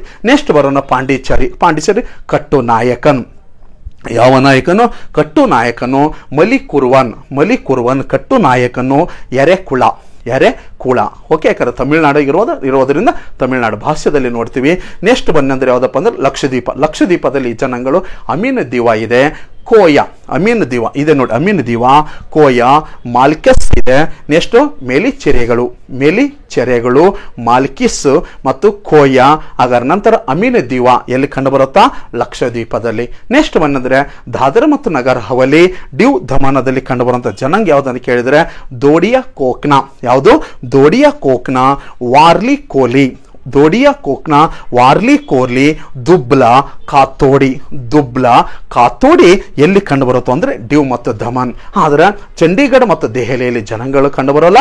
ಆದ್ರೆ ಇರೋದು ಜಮ್ಮು ಅಂಡ್ ಕಾಶ್ಮೀರ. ಬರೋಣ ಜಮ್ಮು ಮತ್ತು ಕಾಶ್ಮೀರಕ್ಕೆ ಬಂದಂದ್ರೆ ಜಮ್ಮು ಮತ್ತು ಕಾಶ್ಮೀರದಲ್ಲಿ ಯಾರ್ಯಾರು ಕಂಡು ಬರ್ತಾರಪ್ಪ ಅಂದ್ರೆ ಬಾಲ್ಟಿ ಇದೆ, ಬೇಡ ಇದೆ, ಬೋಟ ಇದೆ, ಚಂಗ್ಪಾ ಇದೆ, ಕೊಟ್ಟಿದೆ ನೋಡಿ. ಬಾಲ್ಟಿ, ಬೇಡ, ಬೋಟಾ, ಬ್ರೋಕ್ಪಾ, ಅದರ ನಂತರ ಬಂದಿರೋ ಚಂಗ್ಪಾ, ಗರ್, ಗುಜ್ಜರ್ ಇವು ಎಲ್ಲಿ ಕಂಡು ಬರುತ್ತೆ ಅಂತ ಕೇಳಿದ್ರೆ ಜಮ್ಮು ಅಂಡ್ ಕಾಶ್ಮೀರದಲ್ಲಿ. ಇಲ್ಲೇನು ಕಂಡು ಬರ್ತಲ್ಲ ಜಮ್ಮು ಮತ್ತು ಕಾಶ್ಮೀರ ಅವೇ ಸೇಮ್ ನಮ್ಮ ಲಡಖದಲ್ಲಿ ಸಹಿತ ಸೇಮ್ ಬುಡಕಟ್ಟು ಜನಾಂಗಗಳದಾರ, ಸೇಮ್ ಬುಡಕಟ್ಟು. ಅಲ್ಲಿ ಸಹಿತ ಬಾಲ್ಟಿ ಇದೆ, ಬೇಡ ಇದೆ, ಬೋಟ ಇದೆ, ಬ್ರೋಕ್ಪಾ, ಚಾಂಗ್ಪಾ ಇದೆ, ಗರ್ಮಾನ ಎಲ್ಲವೂ ಸಹಿತ ಸೇಮ್ ಬುಡಕಟ್ಟು ನಮಗೆ ಎಲ್ಲಿ ಬರ್ತವೆ ಲಡಖದಲ್ಲಿ. ಓಕೆ ಸ್ನೇಹಿತರೆ, ಇದು ಭಾರತದಲ್ಲಿ ಕಂಡುಬರುವಂತಹ ಏನಪ್ಪ ಅಂದರೆ ಬುಡಕಟ್ಟು ಜನಾಂಗಗಳು. ಮತ್ತೊಂದು ಬರೋಣ, ಇನ್ನೊಂದು ಸಲ ಬೇಕಾದ್ರೆ ನಿಮಗೆ ಡೈಗ್ರಾಮ್ ಮೂಲಕ ಏನು ಮಾಡ್ತೀನಿ ಅಂದ್ರೆ ಕರಾವಳಿ ಗಡಿ ತೋರಿಸಿಬಿಡ್ತೀನಿ, ಚೆಕ್ ಮಾಡ್ಕೊಂಬಿಡಿ. ಇನ್ನು ಲಾಸ್ಟ್ ಒಂದು ಬಂದ್ಬಿಡ್ತೀನಿ ಕರಾವಳಿ ಗಡಿ. ನೋಡಿ ಇಲ್ಲಿ ನಿಮಗೆಲ್ಲ ಕಣ್ಣಿಗೆ ಕಾಣಿಸುತ್ತಾ, ಇಲ್ಲಿ ಕಣ್ಣಿಗೆ ಕಂಡ್ರ ಆ ಕರಾವಳಿ ಗಡಿ ಬಗ್ಗೆ ನೋಡೋದಾದ್ರೆ ಇದು ಗುಜರಾತು. ಹಾಗಾದ್ರೆ ಗುಜರಾತ್ ಭಾರತದ ಅತಿ ಉದ್ದವಾದ ಕರಾವಳಿ ಗಡಿ ಹೊಂದಿದೆ. ಹಾಗಾದ್ರೆ ಎರಡನೇದು ಎಷ್ಟು ಐತಪ್ಪ ಇದು ಅಂತ ಕೇಳಿದ್ರೆ 1600 ಚದರ ಕಿಲೋಮೀಟರ್. ನೆಕ್ಸ್ಟ್ ಮಹಾರಾಷ್ಟ್ರ. ಹಾಗಾದ್ರೆ ಮಹಾರಾಷ್ಟ್ರ ಕರಾವಳಿ ಗಡಿ ಹೊಂದಿದೆ. ನೆಕ್ಸ್ಟ್ ಇಲ್ಲಿ ಗೋವಾ ಸಣ್ಣದು ಕೊಟ್ಟಿದೆ ನೋಡು, ಗೋವಾ. ಹಾಗಾದ್ರೆ ಗೋವಾ ಅತಿ ಕಡಿಮೆ ಕರಾವಳಿ ಗಡಿ ಎಷ್ಟೈತೆ ಅಂತ ಕೇಳಿದ್ರೆ 100 ಕಿಲೋಮೀಟರ್. ನೆಕ್ಸ್ಟ್ ಕರ್ನಾಟಕ ಒಟ್ಟು ಕರಾವಳಿ ಗಡಿ ಇಲ್ಲ ಬರೆದು ಬಿಡ್ತೀವಿ ನೋಡಿ 320 ಕಿಲೋಮೀಟರ್. ನೆಕ್ಸ್ಟ್ ಬಂದ್ರೂ ಯಾವುದು ಕೇರಳ ಕರಾವಳಿ ಗಡಿ ಬಂದೈತಿ. ನೆಕ್ಸ್ಟ್ ತಮಿಳುನಾಡು ಕರಾವಳಿ ಗಡಿ ಬಂದೈತಿ. ಆಂಧ್ರ ಪ್ರದೇಶ ಕರಾವಳಿ ಗಡಿ 1000 ಕಿಲೋಮೀಟರ್. ಎಷ್ಟು ಕಿಲೋಮೀಟರ್? 1000 ಕಿಲೋಮೀಟರ್. ಹಾಗಾದ್ರೆ ಒಡಿಸ್ಸಾ ಇದೆ. ಒಡಿಸ್ಸಾ ಏನಪ್ಪ ಅಂದ್ರೆ ಆದ್ಮೇಲೆ ಪಶ್ಚಿಮ ಬಂಗಾಳ ಏನಪ್ಪ ಅಂದ್ರೆ ಈ ಪೂರ್ವ ಘಟ್ಟದಲ್ಲಿ ಅತಿ ಕಡಿಮೆ ಕರಾವಳಿ ಗಡಿ ಎಷ್ಟೈತೆ ಅಂತ ಕೇಳಿದ್ರೆ 150 ಕಿಲೋಮೀಟರ್. ಅರ್ಥ ಮಾಡಿಕೊಳ್ಳಿ, ಭಾರತದ ಕರಾವಳಿ ಗಡಿಯನ್ನು ಎಷ್ಟು ರಾಜ್ಯಗಳು ಹಂಚಿಕೊಂಡವು ಅಂದ್ರೆ 9 ರಾಜ್ಯಗಳು. ಹಾಗಾದ್ರೆ ಯಾವ ಅಂತ ಕೇಳಿದ್ರೆ ಗುಜರಾತ್, ಮಹಾರಾಷ್ಟ್ರ, ಗೋವಾ, ಕರ್ನಾಟಕ, ಕೇರಳ, ತಮಿಳುನಾಡು, ಆಂಧ್ರ ಪ್ರದೇಶ್, ಒಡಿಶಾ, ಪಶ್ಚಿಮ ಬಂಗಾಳ. ಅತಿ ಉದ್ದ ಅಂತ ಕೇಳಿದ್ರೆ ಗುಜರಾತ್. ಹಾಗಾದ್ರೆ ಅತಿ ಕಡಿಮೆ ಅಂದ್ರೆ ಗೋವಾ. ಅದರಂತೆ ಕರ್ನಾಟಕ ಕರಾವಳಿ ಗಡಿ ಅಂತ ಪೊಲೀಸ್ ಎಕ್ಸಾಮ್ ಕೇಳಿದ್ರೆ 320 ಕಿಲೋಮೀಟರ್. ನೆಕ್ಸ್ಟ್ ಬಂದಂದ್ರೆ ಪೂರ್ವ ಘಟ್ಟದಲ್ಲಿ ಅತಿ ಉದ್ದವಾದ ಕರಾವಳಿ ಗಡಿ ಹೊಂದಿರೋದು ಆಂಧ್ರ ಪ್ರದೇಶ. ಅತಿ ಕಡಿಮೆ ಕರಾವಳಿ ಗಡಿ ಹೊಂದಿರೋದು ಯಾವುದು ಪೂರ್ವ ಘಟ್ಟದಲ್ಲಿ ಪಶ್ಚಿಮ ಬಂಗಾಳ. ಇಲ್ಲಿ ನಾವು ಕರಾವಳಿ ಗಡಿ ನೋಡಿಕೊಂಡು ನಮಗೆ ಒಂದು ಮುಂದಿನ ಕ್ಲಾಸ್ ಒಳಗ ಗುಜರಾತ್ ಕರಾವಳಿ ಗಡಿಗೆ ಅಂತ ಕರೀತಾರ. ಹಾಗಾದ್ರೆ ನೆಕ್ಸ್ಟ್ ಮಹಾರಾಷ್ಟ್ರ ಕರಾವಳಿ ಗಡಿಗೆ ಏನಂತ ಕರೀತಾರ. ಹಾಗಾದ್ರೆ ನೆಕ್ಸ್ಟ್ ಬಂದ ಕರ್ನಾಟಕ ಕರಾವಳಿ ಗಡಿಗೆ ಏನಂತ ಕರೀತಾರ. ಮತ್ತೆ ಈ ಕರಾವಳಿ ಗಡಿಯಲ್ಲಿ ಕಂಡು ಬರುವಂತಹ ಸರೋವರಗಳು ಯಾವ, ಲೇಕ್ಗಳು ಯಾವುವು. ಹಾಗಾದ್ರೆ ಅದರ ಬಗ್ಗೆ ಸಂಪೂರ್ಣವಾದ ಮಾಹಿತಿಯನ್ನು ನೆಕ್ಸ್ಟ್ 2ನೇ ಚಾಪ್ಟರ್ ಒಳಗೆ ನಾನು ಮಾಹಿತಿಯನ್ನು ಹಂಚ್ಕೊಳ್ತೀನಿ. ಭಾರತದ ಭೌಗೋಳಿಕ ಹಿನ್ನೆಲೆ ಬಗ್ಗೆ ನಾವು ಸಂಪೂರ್ಣವಾದ ಮಾಹಿತಿಯನ್ನು ಹಂಚ್ಕೊಂಡಿದ್ದೀನಿ. ಹಾಗಾದ್ರೆ ಭಾರತದ ಭೌಗೋಳಿಕ ಹಿನ್ನೆಲೆಯಲ್ಲಿ ಈಗ ನೋಡೋದಾದ್ರೆ ಏನಪ್ಪ ಅಂದ್ರೆ ಅಕ್ಷಾಂಶ, ರೇಖಾಂಶಗಳು. ಹಾಗಾದ್ರೆ ನೆಕ್ಸ್ಟ್ ಬಂದಂದ್ರೆ ಒಂದು ಅಕ್ಷಾಂಶ ಭಾರತದ 23.5 ಡಿಗ್ರಿ ಕರ್ಕಟಕ ಸಂಕ್ರಾಂತಿ ವೃತ್ತ ಹೆಂಗೆ ಆದೋಗಿದೆ. ಹಾಗಾದ್ರೆ 82.5 ಡಿಗ್ರಿ ಆದಿರೋ ಬಗ್ಗೆ, ನೆಕ್ಸ್ಟ್ ಕೇಂದ್ರ ಆಡಳಿತ ಪ್ರದೇಶಗಳ ಬಗ್ಗೆ, ನೆಕ್ಸ್ಟ್ ಕರಾವಳಿ ತೀರ ಪ್ರದೇಶದ ಬಗ್ಗೆ ಎಲ್ಲ ಮಾಹಿತಿಯನ್ನು ನಿಮ್ಮ ಜೊತೆ ನಾನು ಶೇರ್ ಮಾಡಿಕೊಂಡಿದ್ದೀನಿ. ಹಾಗಾದ್ರೆ ನೆಕ್ಸ್ಟ್ ಈ ಭೂಗೋಳಶಾಸ್ತ್ರದ ಭಾರತ ಭೌಗೋಳಿಕ ಹಿನ್ನೆಲೆಯಲ್ಲಿ ನಮಗೆ IAS ಎಕ್ಸಾಮ್ ಹಿಡಿದು ಪೊಲೀಸ್ ಎಕ್ಸಾಮ್ದವರೆಗೂ ಯಾವ್ಯಾವ ಪ್ರಶ್ನೆಗಳನ್ನ ಕೇಳಿದ್ದಾರೆ.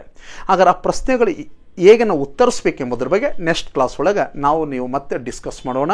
ಓಕೆ, ಹಾಗಾದ್ರೆ ಎಲ್ಲರಿಗೂ ಇವತ್ತು ಈ ಭೂಗೋಳಶಾಸ್ತ್ರದ ಬಗ್ಗೆ ಸಂಪೂರ್ಣವಾಗಿ ನೋಟ್ಸ್ ಮಾಡಿಕೊಂಡು ರೆಡಿಯಾಗಿ, ಮತ್ತು ನೆಕ್ಸ್ಟ್ ಕ್ಲಾಸ್ ಒಳಗೆ ನಾನೇನು ಒಂದು ಕ್ವಶನ್ ಕೇಳ್ತೀನಲ್ಲ, ಆ ಕ್ವಶನ್ ಪೇಪರ್ ತರ್ತೀನಲ್ಲ, ಆ ಕ್ವಶನ್ ಪೇಪರ್ ಡಿಸ್ಕಸ್ ಮಾಡುವಾಗ ಅವಾಗ ನಿಮಗೆ ಸಂಪೂರ್ಣವಾಗಿ ನೀವೇ ಉತ್ತರ ಕೊಡಬಹುದು. ಓಕೆ, ಎಲ್ಲರಿಗೂ ವಂದನೆಗಳು. ಇವತ್ತು ನಾನು ತರಗತಿಯನ್ನು ಮುಗಿಸ್ತೀನಿ. ಹಾಗೆ ನೆಕ್ಸ್ಟ್ ಕ್ಲಾಸ್ ಒಳಗೆ ಮತ್ತೆ ನೀವು ಭೇಟಿ ಆಗೋಣ, ಯಾವುದಂದ್ರೆ ಪ್ರಶ್ನೆ ಪತ್ರಿಕೆ ಜೊತೆ. Thank you.